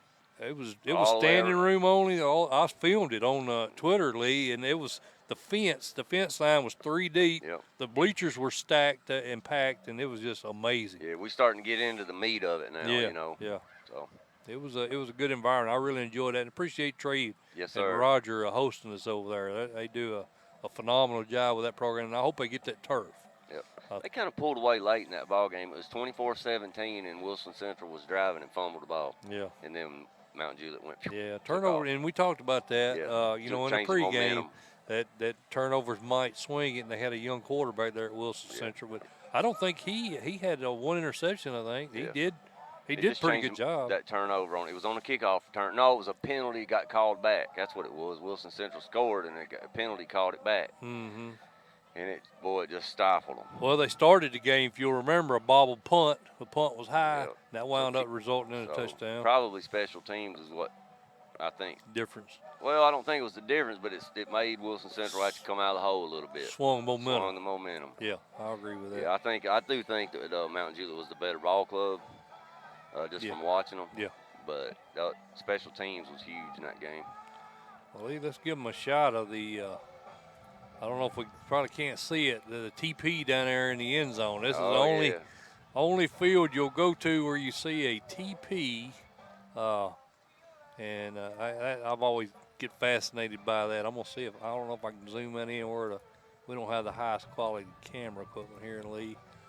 And it's not getting any plainer, is it? But yeah, trust us. Down there beside that goalpost, that's a actual real TP. That's right. The Warriors have on display. They put that out there in the end zone for every game over here, every home game. So it's pretty cool deal, man. It's a good place to go watch a football game. Is. I'm looking forward to the show tonight. I meant to ask Coach Kreisky, dadgummit, Mike, I forgot. What's that? About when does he think because Oakland has turf, Blackman has turf, yeah, Rockville. I meant to ask. I had that in my notes. The county plan for that. Yeah. Will it be him in Siegel or Stewart's Creek or Smyrna? How are they doing that? I wonder. Yeah, I meant because typically if one gets it, they're gonna try to trickle it in. You know. Yeah. And we talked about that with Perry, right. Coach Perry. That's right. Last week. Dadgummit, I forgot to ask him. All right, Lee. Sorry, man. I lost my train of thought. Well, I had it in my notes and forgot about it, so I can't blame you. Lee, where was we at? I think we both picked Watertown, did we not? Yes, sir. Watertown. I think we were ready for Shelbyville and Centennial, and this is a non-region game, Lee Teat, and we saw Shelbyville against Marshall County a couple weeks ago come from behind, win, big game for them. The thing about this, and we just got through talking about Lee next week, Page and Summit. The thing about this game right here is Shelbyville lost a heartbreaker to Page, overtime game 3 weeks ago actually, but they're not out of it because if Summit beats Page and Shelbyville wins out, they are still the region champs. Because it'll be a three-way tie. That's right. Shelbyville, and they'll be. That's assuming they win out. That's the condition. So, where I'm going with this, and the reason why I'm going here is this Centennial game is huge. Because if you do get that three-way tie for Region 5, and that's a very strong possibility. These three teams are overall record. So you got to look at every game. If you're Shelbyville, because you lost that game to Page, you got to look at every game as a region game from here on out. That's right. That makes sense. Yes, sir. Talking about this game, Lee, what's your thoughts on this game? This is an interesting one. I had a hard time with this. I know the fan base is 70% Shelbyville. Yeah. But it's at Centennial. Right. Now I do think that Cade Cunningham has grown up this year pretty fast. Right. I was very impressed with him down there at that Marshall County game. Man, is Marsh back? He's not back. I talked to Coach Palmer this week. He's got a high ankle sprain, Lee. He's not going to be back. But, I mean, Slade Simmons and DeMarcus Smalls, they've done a really good job in his absence running the ball. So, when that injury first happened, I was like, oh, crap, their season's gone. But the other kids have done a really good job of picking up the slack with Marsh out. Right. Man, this is a hard one, Mike. Because you got a 1,200-yard rusher, returning rusher that's not in the game, so I see where you're going there. This is a hard game for me to pick, though, because Centennial's losses are to Ravenwood and Indy. Right. Well, they beat Dixon County, Siegel, which they're down, and then Smyrna, who's playing very good right now. Right. I don't know how to read their schedule right now, but, man, this is a tough one because they're at home. Mm-hmm. All right, you go. I knew you was going to do that. You go. Well, I'll tell you, Lee. I was Centennial pretty much all week for the simple fact that I don't know this game. But my thinking was, and the reason why I was heading that direction is Shelbyville may view this as a non-region game and a game to get well. But if they do that, then they stand the risk of losing out on a three-way tie. So if Coach Palmer approaches this the way I'm talking about, that this is a must-win, then that kind of changed my perspective. I sound like a politician, don't I? I can sit here and say all kinds of stuff, and Man, I just never did give an answer. I'll tell you what, I'm gonna go Centennial. We're tonight. both waiting on another one to pick. I'm going Centennial, and there's for one reason: Grayson Marcel, senior quarterback at home. Okay, I can and see I think it, this man. game is a 3-point, 2-point, 1 point. Yeah, close. I think so too. Well, I'm going to do something that I don't normally do. That you're the one that usually does that. I'm going to go with the heart pick. I'm big Cade Cunningham, his family. Yeah, man. I love his family, Jana, Kevin. I've been friends with them for years. Coached softball with Kevin when our girls were that tall. I mean, I'm real tight with that family, and I'm not saying I'm good friends with Matt Kreisky also, so I'm not saying that it's. So you're going with the heart pick. I'm going with a heart pick, and I'm going with Cade Cunningham. I love that little sophomore man, and I think he's going to be a special player. Yes, sir, absolutely. And like I said, I would not be surprised tonight if I turn on the Coach T and I see Shelbyville wins the ball game. It wouldn't surprise me in the least. This was a 50-50 game. I'm going to go with the senior quarterback at home. Yeah, I mean, I'm with you. I was with you all week. That was the last second change for me. Hopefully it don't backfire on me. Lee, Moore County and Eagleville. This is kind of an interesting game because I think Moore County gets some kids back tonight that really affected their. You got to look at who they've lost to. They lost to Fayetteville last week, and we've done talked about Fayetteville, how strong they are. And they lost to Forest. Tough Forest. And they lost to a Cornersville team that we had Coach Randolph on. They're playing a lot better now. They've gotten rid of the turnover problem. So don't read too much into that 2-3 record. But on the flip side, I like the direction Floyd Walker's ball team is headed. Me too, buddy. He's molding Marcus Collins to take over. He sure is. Yeah, to take over that quarterback spot. And he's playing well. Do you read into anything right here, though? Because Moore County's similar to Forest in how they attack you. Moore County's a pound the rock type team, and that's the team that Eagleville lost to was Forest, who was a physical up front. That's true. And gave them a little trouble. Mm-hmm. But I think Coach Walker probably can turn that. He figured that out. Yeah.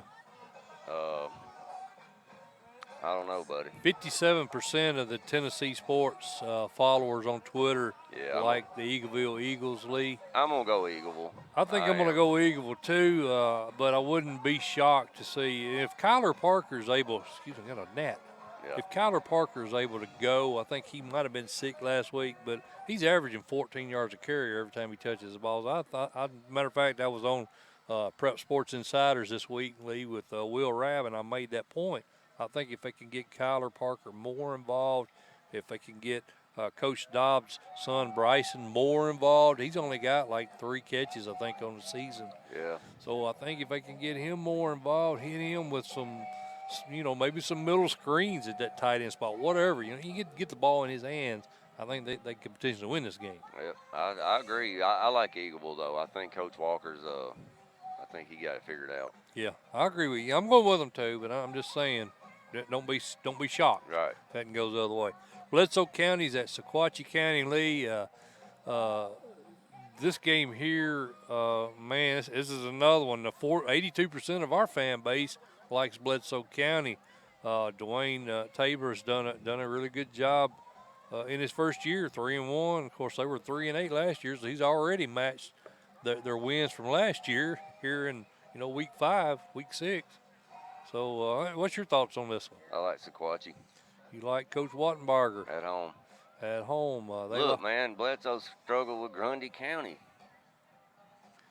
Yeah, but Lee, you're not thinking about common opponents now. Common opponents, Bledsoe County beat East Ridge by a point. Sequatchie County lost by 16 points. So I just can't see it, man. yeah, that's what I'm looking at. That loss to East Ridge last week, a team that Bledsoe's already beaten, kind of swayed me to go toward Bledsoe County. So you gonna go Sequatchie? I'm gonna stay with it. Yeah. Well, I don't have a real good vibe on this one either way, to be honest with you. So, Well, what was the score last year? 35-21 Sequatchie? Yep. 14-point win last year. Sequatchie was a lot better last year, I think. There's no They doubt. lost a lot of senior class. Yeah, there's no doubt. Well, let's split it. We'll split it. All right. Because I think that's one of those toss-up games anyway. Hillsboro and Pearl Cone, Lee. Pearl Cone. Yeah, let me get it out, man. Yeah, let me get the sales pitch out. Yeah, Pearl Cone, bro. I was going to make a Burrow sales pitch on you here. Sorry. So you ain't buying it, huh? No, sir. These gnats are killing me, Lee. I'm going to tell you. Not buying. You're not buying it. Yeah. Well, Martino Owens, the quarterback for Pearl Cone, man, this kid is just having a phenomenal year. He's completed 65% of his passes, 730 yards, 11 TDs in only 4 games. So what a great job he's doing. He might have been the missing ingredient from last year, I think. They were 9-3 last year. They got knocked out, I think, by Stratford, wasn't it, That's in right. the second round? Remember, they come on, everybody was like, how did Stratford get in there at 2-8 or whatever? Yeah. And they just blew through everybody there for a little bit. Yeah. I'm Pearl Cone, buddy. Pearl Just too tough. Yeah, I agree with you, Lee. I like Hillsboro, but I just think Pearl Cone's just too strong this year. Gibson County and West Carroll, Lee Teat.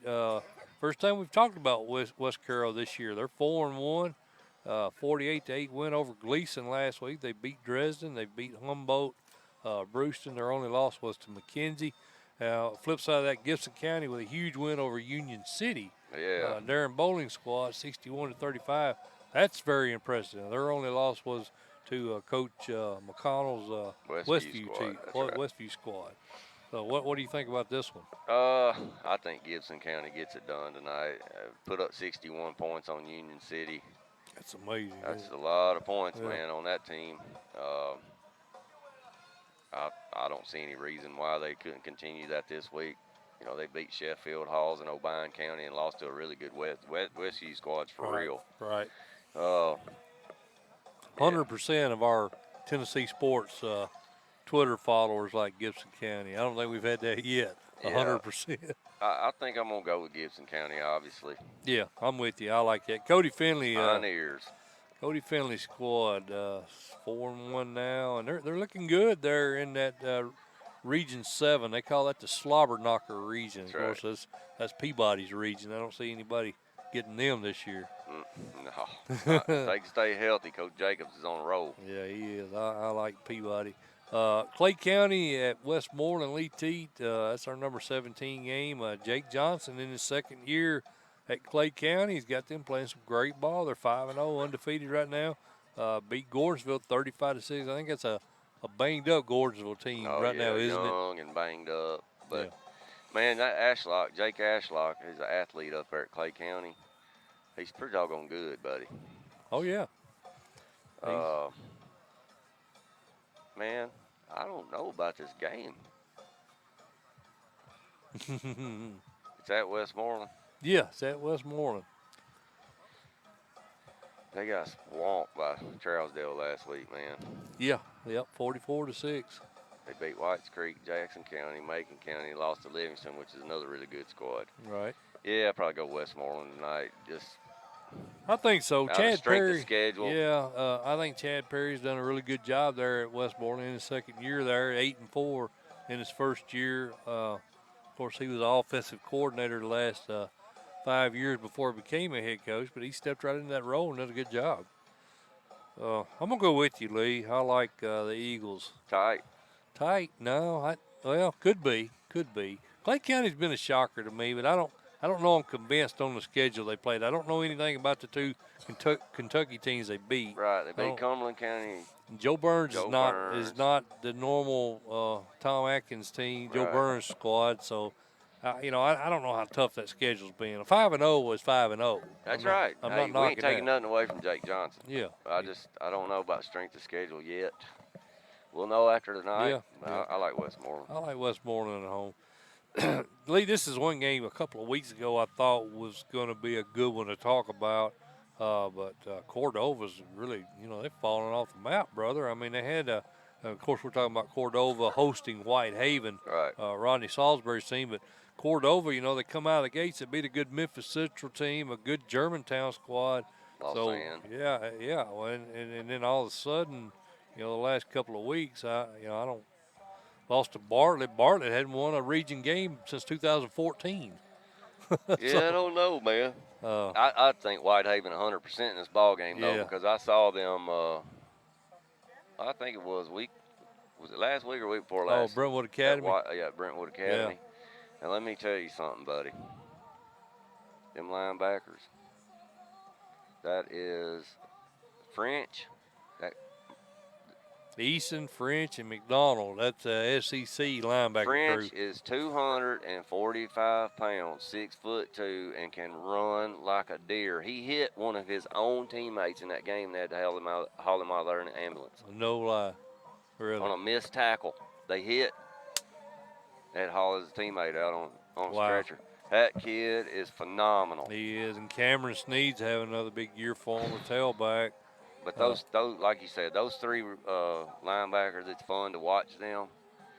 I think Whitehaven's on a collision course with Houston over there. I think they are, Yeah. and defense, wins championships. Yeah.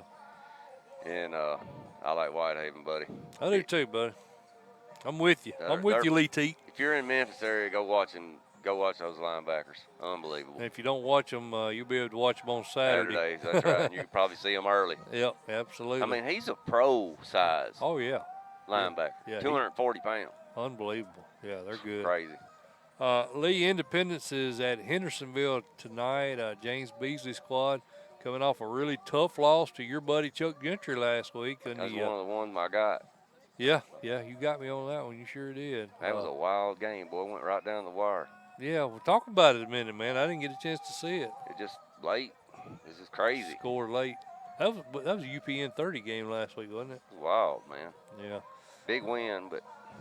Well, and then the Independence, Donnie Webb almost knocked them off. We thought that would be, a big victory for Independence by a large margin. But I'll tell you something that did happen. I did look at some stats, and this may surprise you, but they put Walker back at quarterback. Donnie Webb did. Did he? Yeah. It was we Walker. Talked about that. Is it Walker? Walker? I think that's right. The kid that started for him at quarterback last year, Lee. Am I giving you the wrong name? No, we talked about it, though. Yeah, we talked about it. He said that he had him out at wideout. Is that right? Yeah, I got to look it up. It's going to drive you crazy now. It's going to drive me crazy. The quarterback that started last year for Donnie Webb's Franklin team, he played him last year. And I'm going to be mad if I'm throwing the wrong name out there. I've been known to do that on occasion. It's hard to keep all these kids straight, man. Nichols. I knew it. Josh Nichols. Yeah, Walker's at Page, isn't he? Cade Walker. Yeah. Josh Nichols. That's who I meant to say. So he put Nichols back out at QB. Yeah, and Lipscomb, I think he was in the backfield, I believe. So, he had Nichols back at QB. And, of course, I'm sure Scott Blades was watching, film with Lipscomb. And so it was really a smart move to swap quarterbacks out. And I think it almost worked. They actually lost that game in overtime. Yeah, by 1 point. Yeah, Franklin. Right. Yeah, they went for 2, I think, and they didn't convert the 2-point conversion. But hey, Coach Webb knows what he's doing. That's right. I like Indy in this ball game. I do too. They can score points in bunches. They did it against Blackman. Yeah. They scored a ton. Yeah, they beat Centennial. They beat CPA. Their only loss is to Summit. Coach Coleman's squad will be going to see next week. So I'm going to stay with Indy. Excuse me, man. Staying Sorry. with Indy. Staying with Indy. I'm gonna stay with Indy too, Lee. However, I think Hendersonville coming off that loss to Lebanon, well, it's going to go one of two ways. They're either going to get better from it or they're still going to be reeling from that late loss. Well, this is 2 different teams, though. Lebanon, I forgot. They had a freshman. They brought a freshman quarterback in on that game late. Oh, really? Lebanon did. Okay. So a little different dynamic. Indy's going to wing it around. Lebanon kept it on the ground. So. Yeah, Ethan Cash has really opened up. Yeah. He's, we kind of called him out a couple of weeks ago because he was only completing about 52% of his passes. He's up now to around 58, 59%, 102 of his passes. He completed that many passes for 1,200 yards, Right. 10 TDs. So Cash has really stepped his game up, and Yep. I think that's been the difference. I think so. Indy, I'm with you, Lee T. Maryville travels to Farragut. Eddie Courtney's team, 42-14 win over Morristown West. They had the loss to Oak Ridge, and they lost to West. They did beat a good Bradley Central team. So kind of the tale of two teams so far this year. Question.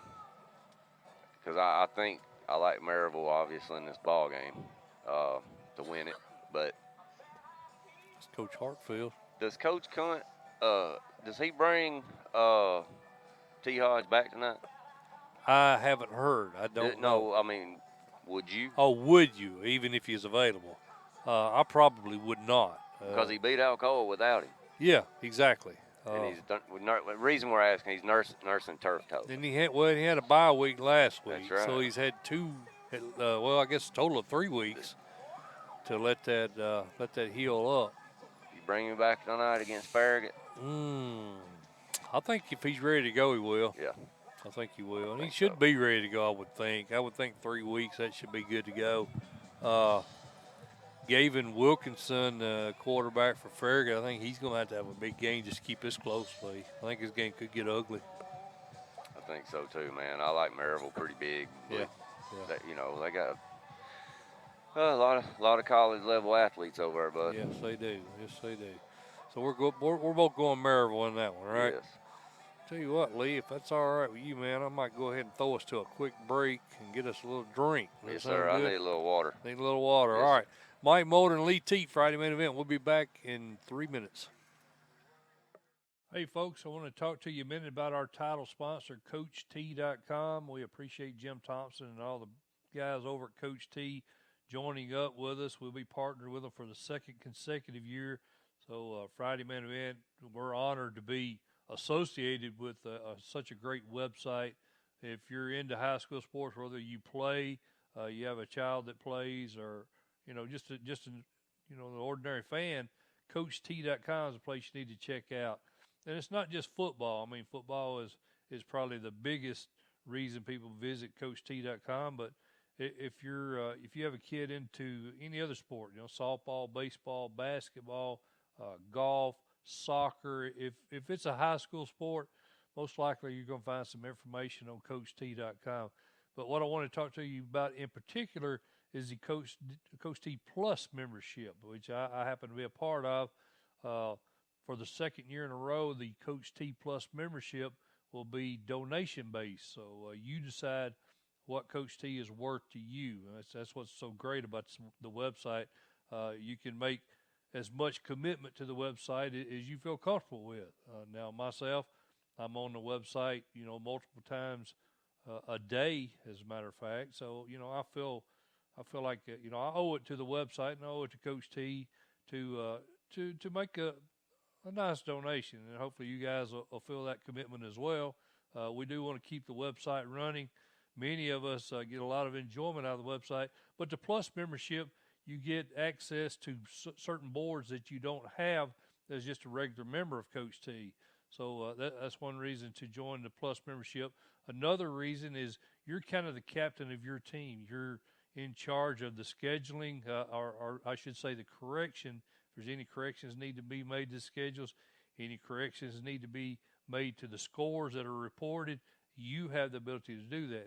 And that's what the Coach T Plus membership, it kind of provides you a certain degree of ownership into the website. So please check it out, man. It's on the front page. You go to the home page. Again, CoachT.com. There's a tab right there where you can click and become a Coach T Plus member. And just because you are now, don't assume you are forever. That is a 1-year membership, so you need to double check, make sure your membership has not expired. Again, from the Friday Main Event, we appreciate CoachT.com and hope you guys appreciate them as much as we do.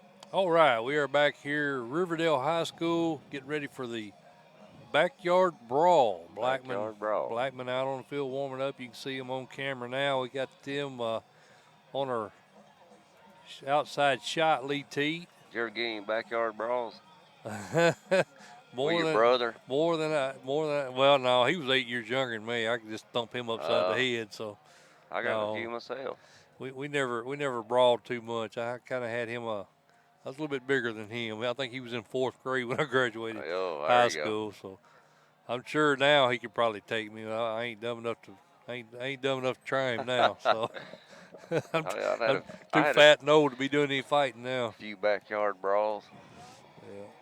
Yeah, I got into. Pretty good name for a football game, man. Yeah, I like it, man. I think it's going to be a pretty good game. I think so too. I'm pretty excited to see what's going to happen tonight. All right, Mr. T, let's get back to talking football, big games, and we are at number 12.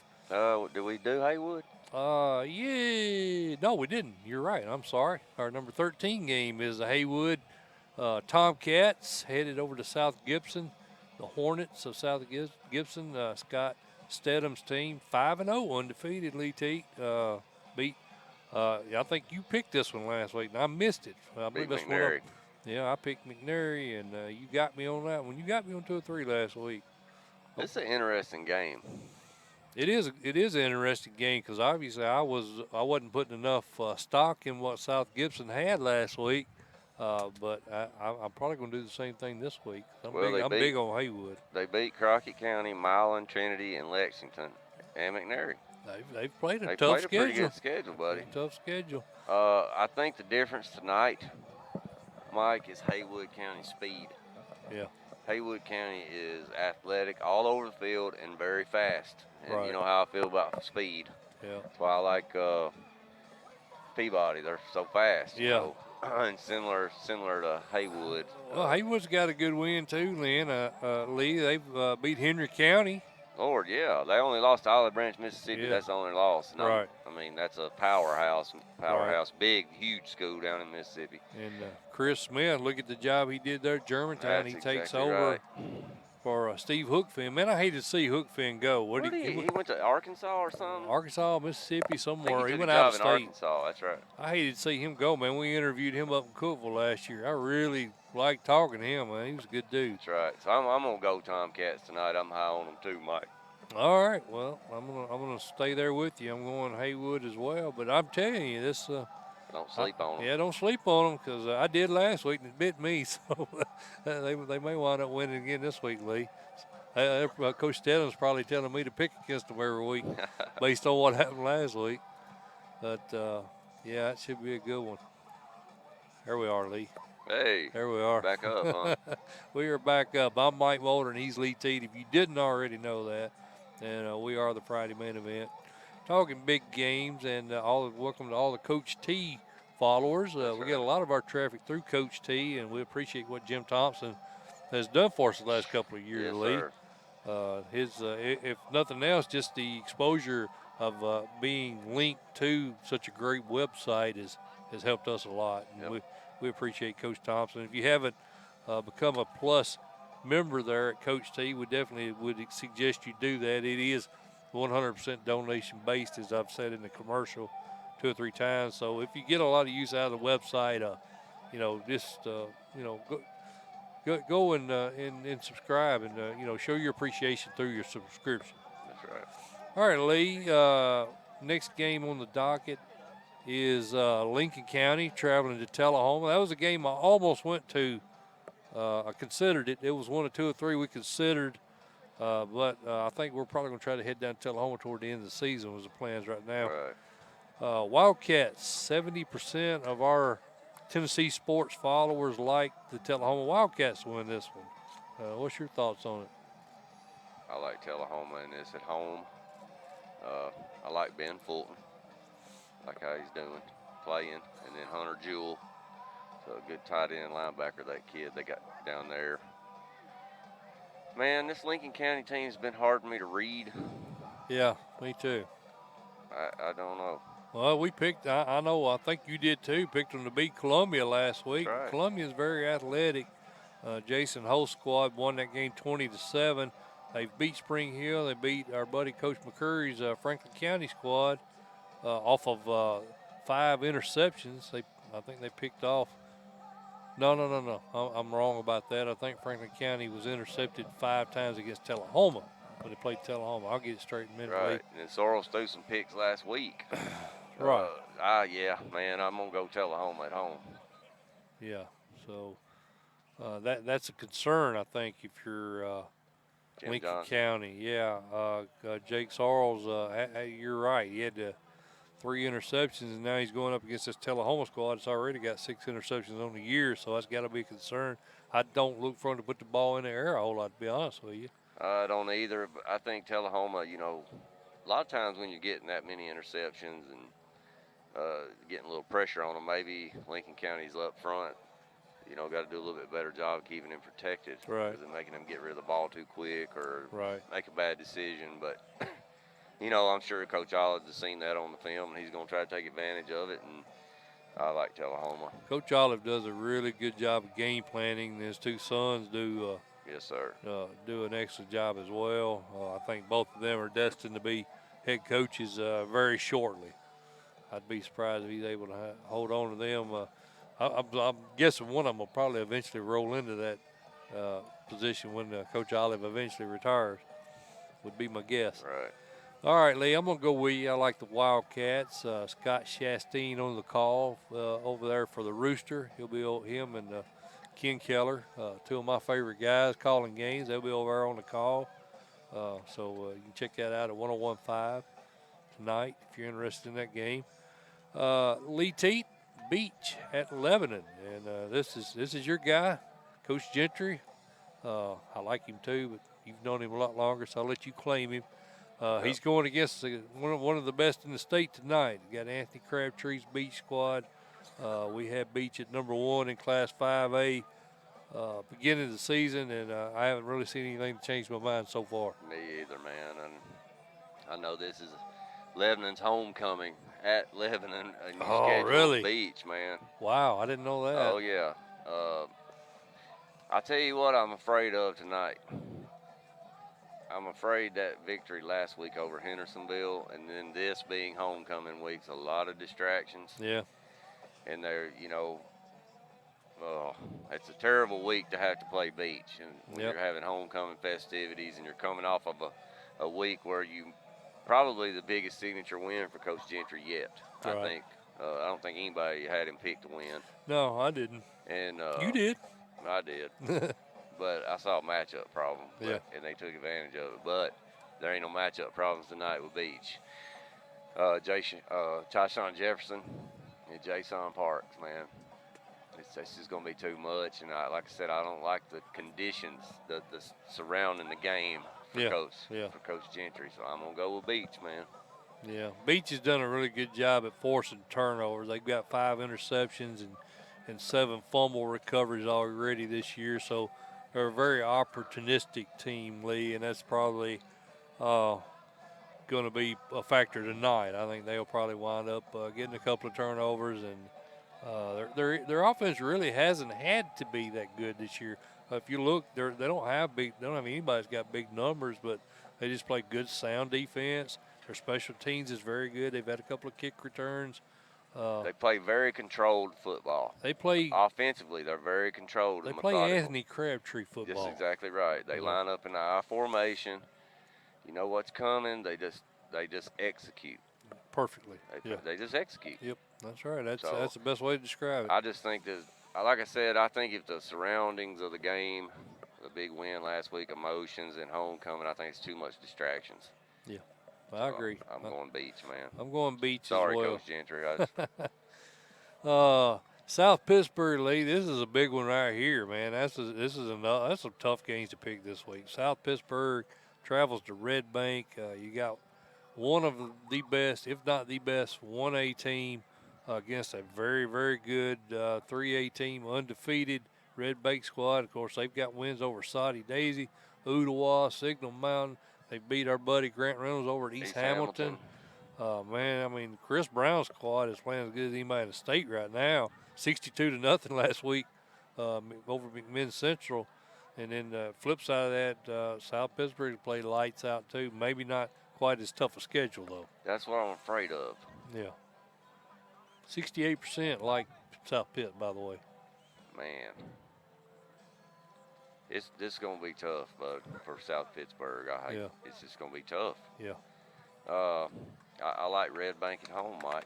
I do too. Braden Sanders has done a really good job for South Pittsburgh this year. They got a lot of athletes on that Pirate squad, and their fan base is pretty revved up, man. I'm sure you're on that Pirate fan page.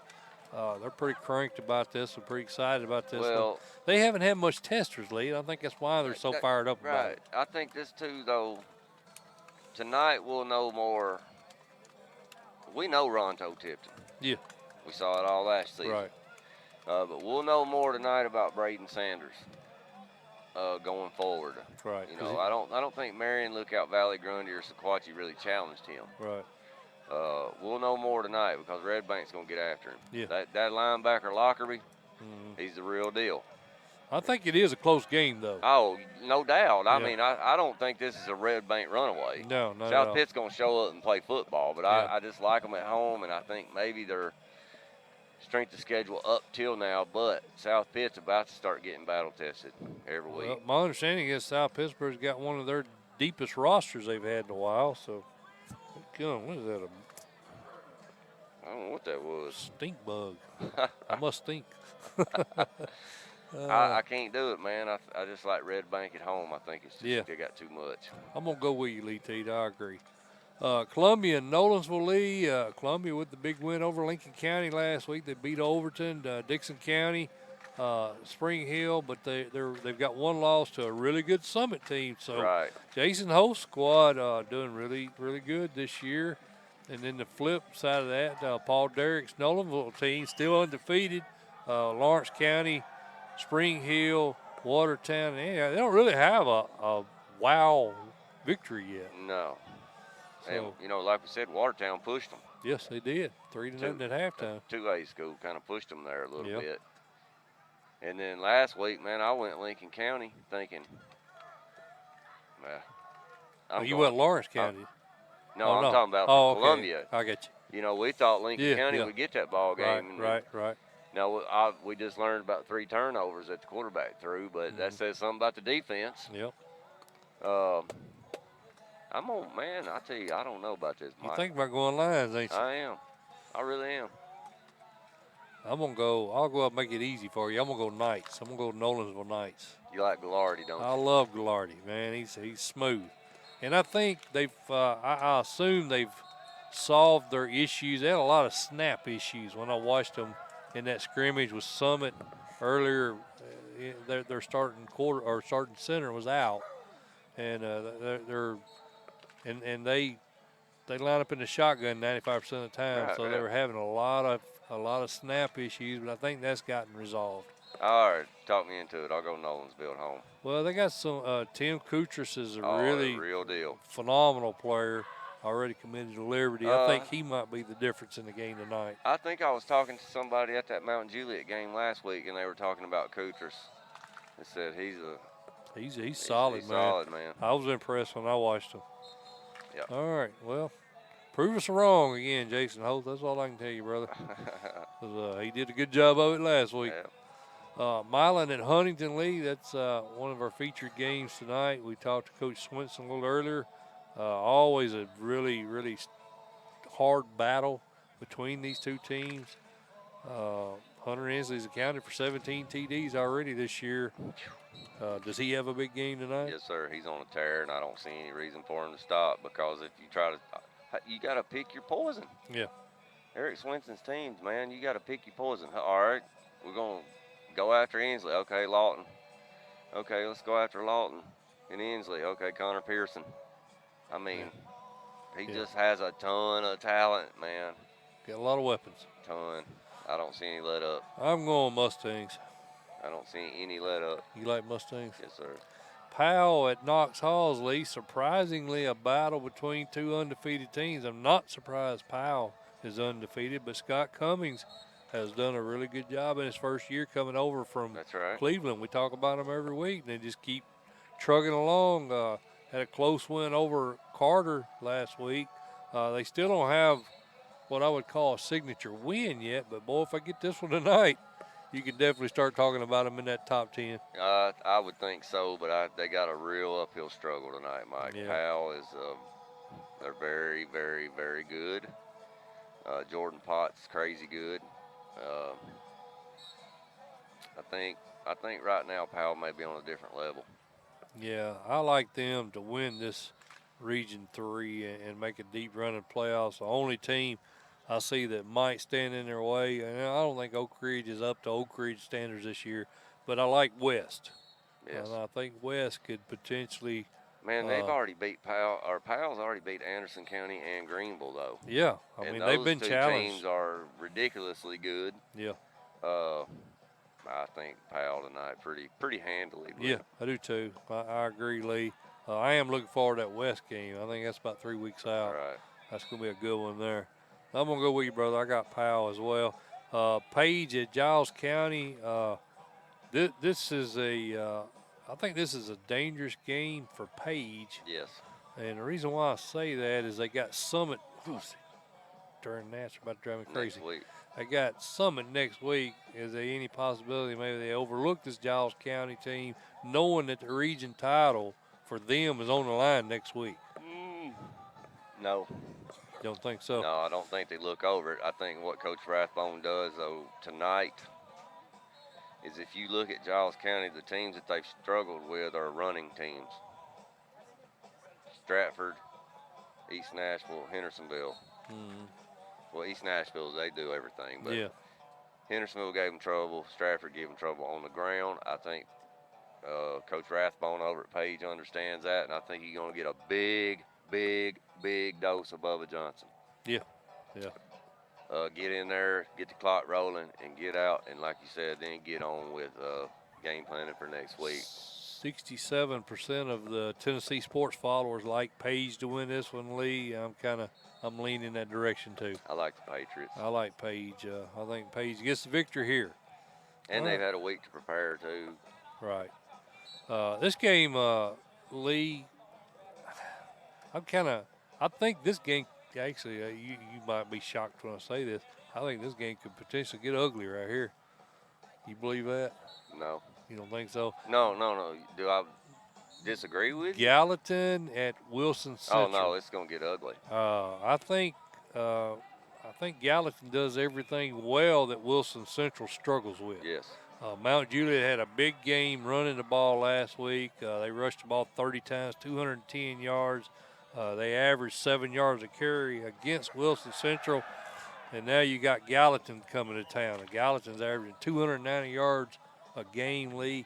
And our boy Spencer Briggs. Yeah, Spencer Briggs is averaging 227 yards a game rushing. I saw him at Middle. Did you? The other day. I don't know. I think it might have been an unofficial visit, or they invited him over to watch the game or something. That'd be a good get for them. Man, he's legit. He's legit. I know he's got some FCS colleges that are pretty hot on him, but I think maybe he's FBS level, man. He's Division I. Well, Coach Watson does a good job of promoting those kids. Yes, he does. He absolutely yeah, does. He does. And I tell you what, this game right here might get ugly, Mike. Gallatin's playing lights out right now, buddy.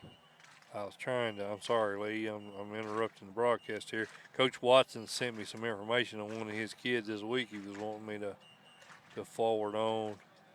I was trying to find that. Man, I've got a lot of Twitter action going on here. Anyway, Jay Williams, that's who it was. Jay Williams. And let me see if I can pull up what we got here on Mr. Williams. Sorry. Anyway, he's a very talented three-sport star there. That's right. He was kind of putting out his stats. I'm sorry, I couldn't find it. I should have already had that pulled up. But what the whole point of what I was getting at is Chad Watson does a really good job. He's kind of like Rodney Salisbury over at Whitehaven, and we talk about Bronson Bradley being good about doing this at Mount Pleasant, but he pushes his kids out in the spotlight. Well, what I like, too, about Coach Watson is his teams don't beat themselves. Yeah. They do what they do, and they do it well, and they're not going to get away from it. And I tell you what, man, Briscoe's a pretty good ball player, buddy. His QB. Yeah. I think he might be getting overlooked a little bit because of Briggs' numbers, but Briscoe runs the show, and he's doing a dang good job at it. You like the green wave? Yes, sir. I do too. All right, Lee. This is a game. This is probably the toughest one I had. I know I've done said that about 5 times. No, this one right here. This one right here, I just don't know. And we're talking about Westview, Matt McConnell squad, a 3A squad, a really good 3A squad, heading to Lake County. Now, Lee T, if you'd asked me about this game last Thursday, I would have taken Westview easily. But I mean, Coach Kirby's Covington squad just come in there and undressed them. They put absolute 53-7. beat down on them, man. That was amazing there. And we're talking about an undefeated Westview team that had some quality wins over, McNary and Gibson County, Dresden. So I was really shocked at the results of that game. So what I guess what you got to ask yourself now is Westview still what we thought they were, and Covington is just that much better, or did we have Westview a little overrated? I don't know. We know what Lake County is. Lake County is a damn good team. Yeah. Yeah, that's why I'm going to go with the Falcons tonight at home. I'm going with Lake County. Going with the 1A squad. Going with the 1A squad. Yep. I think they're, contain Ty Simpson. And now they've got the film Yeah.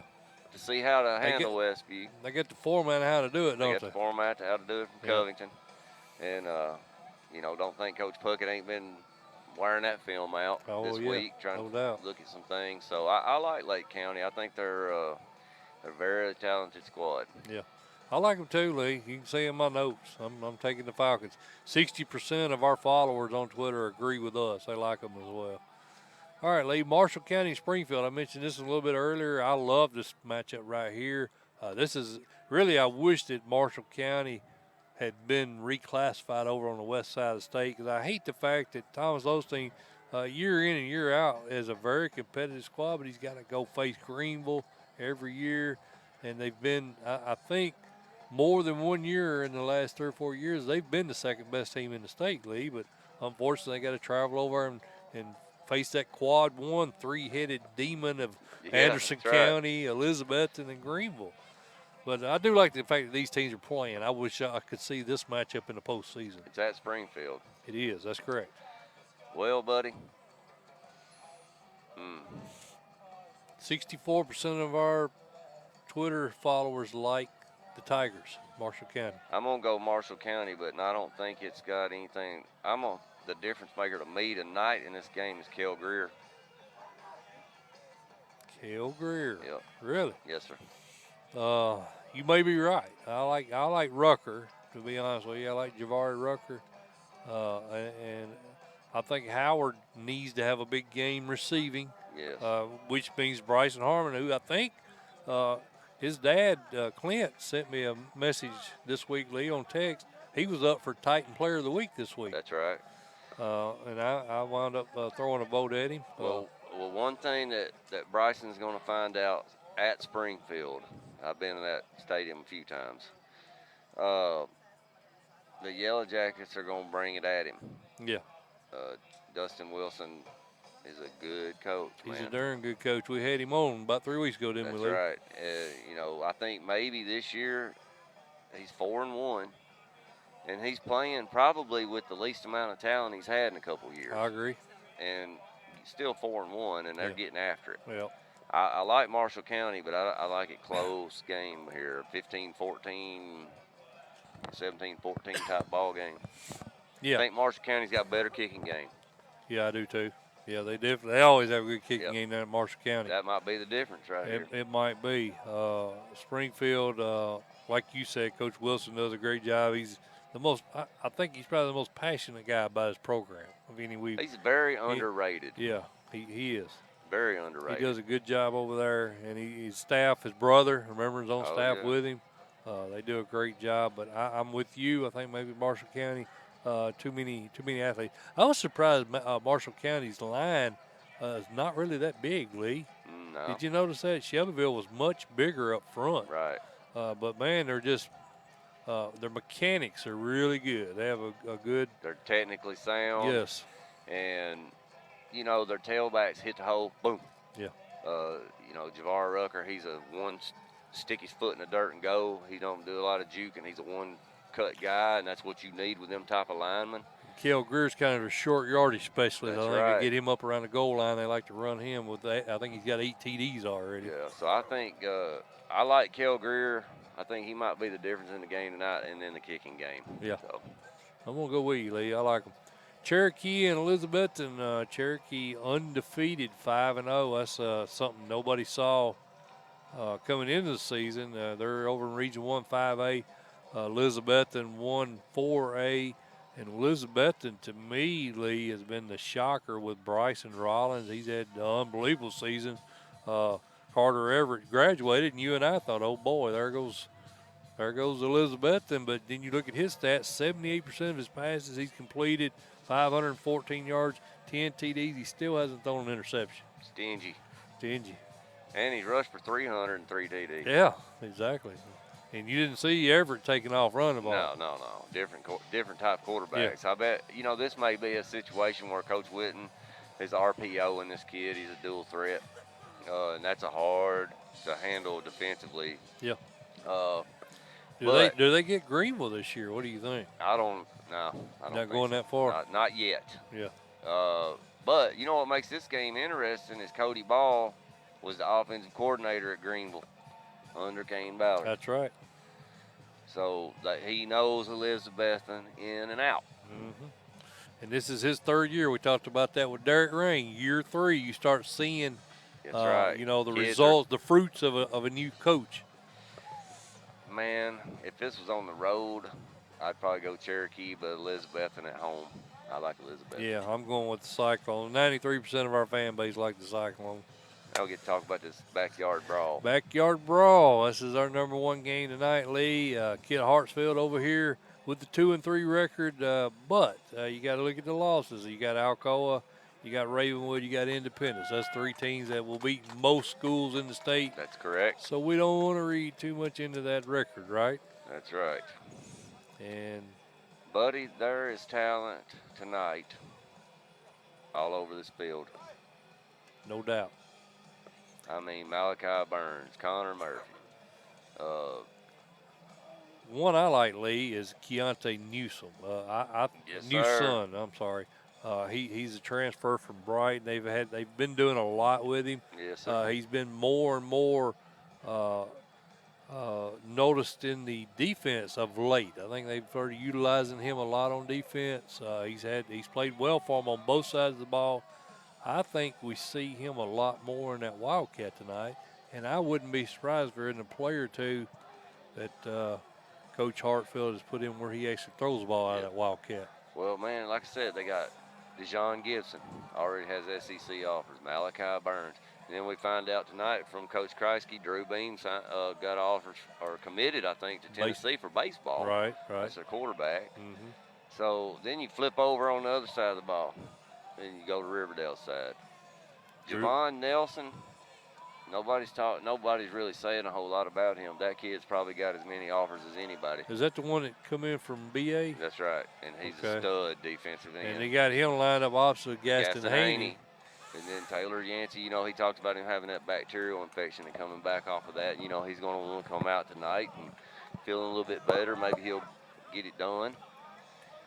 Man, there's just a ton of talent on this field tonight. That's why these RUCO Rutherford County games are fun to watch. Oh, yeah, no doubt, man. There's a ton of athletes over here. I mean, these kids are going by there. I mean, they look like Under Armour commercials. they're headed to the locker room. Half of them. Yeah, I just noticed them coming off the field. I meant to swap it over a little earlier, but we're getting ready to crank it up over here, man. So they getting after it. And I don't know, buddy. You don't know? Yeah, well, I got an idea who I want to go with. Well, I mean, I'm gonna go Riverdale Warriors. You want Riverdale Warriors? I am. I come in here with the same thought process, Lee Teed. I was thinking Riverdale. I think I'm kind of a little nervous about maybe Taylor having a litthe rust. That's the only thing I'm a little concerned about. He missed last week. Well, that's a good question, Mike, because if he's a little rusty, can Holcomb handle the Blackman backyard brawl as a freshman? Can he come in and handle that? I think he's been groomed for it. Yeah, he's groomed for it, and you have that third element. Anytime a backup quarterback comes in and does the job that Jameson done last week, what was he, like 8 of 10? 199 yards. Yeah, a couple hundred yards, 3 TDs. I mean, he probably had near perfect passer rating. So, and you as this 3-year starter at senior quarterback, and his dad's the offensive coordinator. I mean, what runs through your head as a senior quarterback? Does that? I think Yancey's got the spot. Yeah, I do too. I do, but does he realize that? Surely he does. Yeah, I think the coaches probably have talked to him and set him down and talked to him a little bit about it. But I know me, I would feel a little pressure if if I was out sick and my backup came in and had that kind of game. I'd feel just maybe a little bit of pressure to, and maybe potentially do too much. Yeah, he's definitely gonna have to let the game come to him. Yeah. But I think if he's smart, don't do too much and let your defensive front seven handle this ball game. Yeah, I agree. Because, like you said, if Drew Beam gets out of here with clean pants, the Blaze win big. Yep. If he's on his back 4 or 5 times, Riverdale's going to win this ball game. And Coach Kreisky is going to try to hit him. That's Coach Hartfield. He waved at us. I didn't even see him. Coach Kreisky's going to try to hit him and put him on his back. Yeah. And he's going to bring it. Yeah. And it'll be interesting to see how Beam handles that. Blackman blew him out last year too, buddy. Yeah, I know, Lee. I can't make my darn mind up. I got to make my mind up. Show's about over. I'm wanting to go opposite of you, but I just got a good feeling about this Riverdale team. They've played so well this year. The only head scratcher really was Smyrna. Yeah. Which I've had them as kind of a sleeper team. Smyrna, and they just started off rough. I'm gonna go Riverdale Warriors at home, Mike. All right. TP time. All right. Crap. I come in here 100% Riverdale, but I've almost talked myself out of it. I'll tell you what, just for the sake of the show being a little more interesting and you getting an opportunity to brag next week, I'm gonna go Blackman because I think it's gonna be close. Well, I don't feel real strong either way. I think it's gonna be a good game. I do too. I think it's gonna be a lot of points. You? I'm staying with my original. I think that front seven is gonna be the difference. I'm going Riverdale. You going Riverdale? I'm going Riverdale. I think that front seven for Blackman is going to be that good. Or for Riverdale, I'm sorry. If they can get after Beam. Warriors. Ho, ho, ho. Yeah. TP. You know what? It's interesting. What did Alcoa do to Blackman? That front seven. You're exactly right. They had a lot of trouble with it, didn't they? Drew Beam threw a couple picks. That makes me feel even better because we said that to Coach Rankin. They got pressure with bringing 3. That's right. On that Blackman line. Now, I'm sure the Blackman line has gotten a lot better. That was week 1. Yeah. But that's a good point. A real good point. I think this is the best front seven Blackman has seen so far, and I'm including Alcoa in that. Oh, yeah, the defensive ends? Yeah. Yes. Yep. Gaston Haney's the real deal, and so is Devon Nelson. Yep. All right, Lee. Well, this is the Friday main event. I'm Mike Mulder, and Mr. Lee Teed over here beside me. I don't even have you on camera, Lee. Are you going on vacation? I am headed to Florida. Dude, have fun. Panama City. Taking Mama down there. Have a little fun. Relax. That's the intention, man. I told her we got a couple of those beach chairs already. Come with the condo. That's where I plan on camping my tukas for about 4 or 5 days down there. Yeah, just relax and chill. That's the plan, brother. Sounds good. We'll be at Summit next week, week 7. Summit hosting Page should be a good one. Looking forward to that. We'll have Rathbone and obviously Coleman on with us. I don't know yet who the other 2 will be, but should be a good night of football. Mike Mulder for Lee Teet. This has been the Friday main event. We appreciate you guys. We'll see you next week.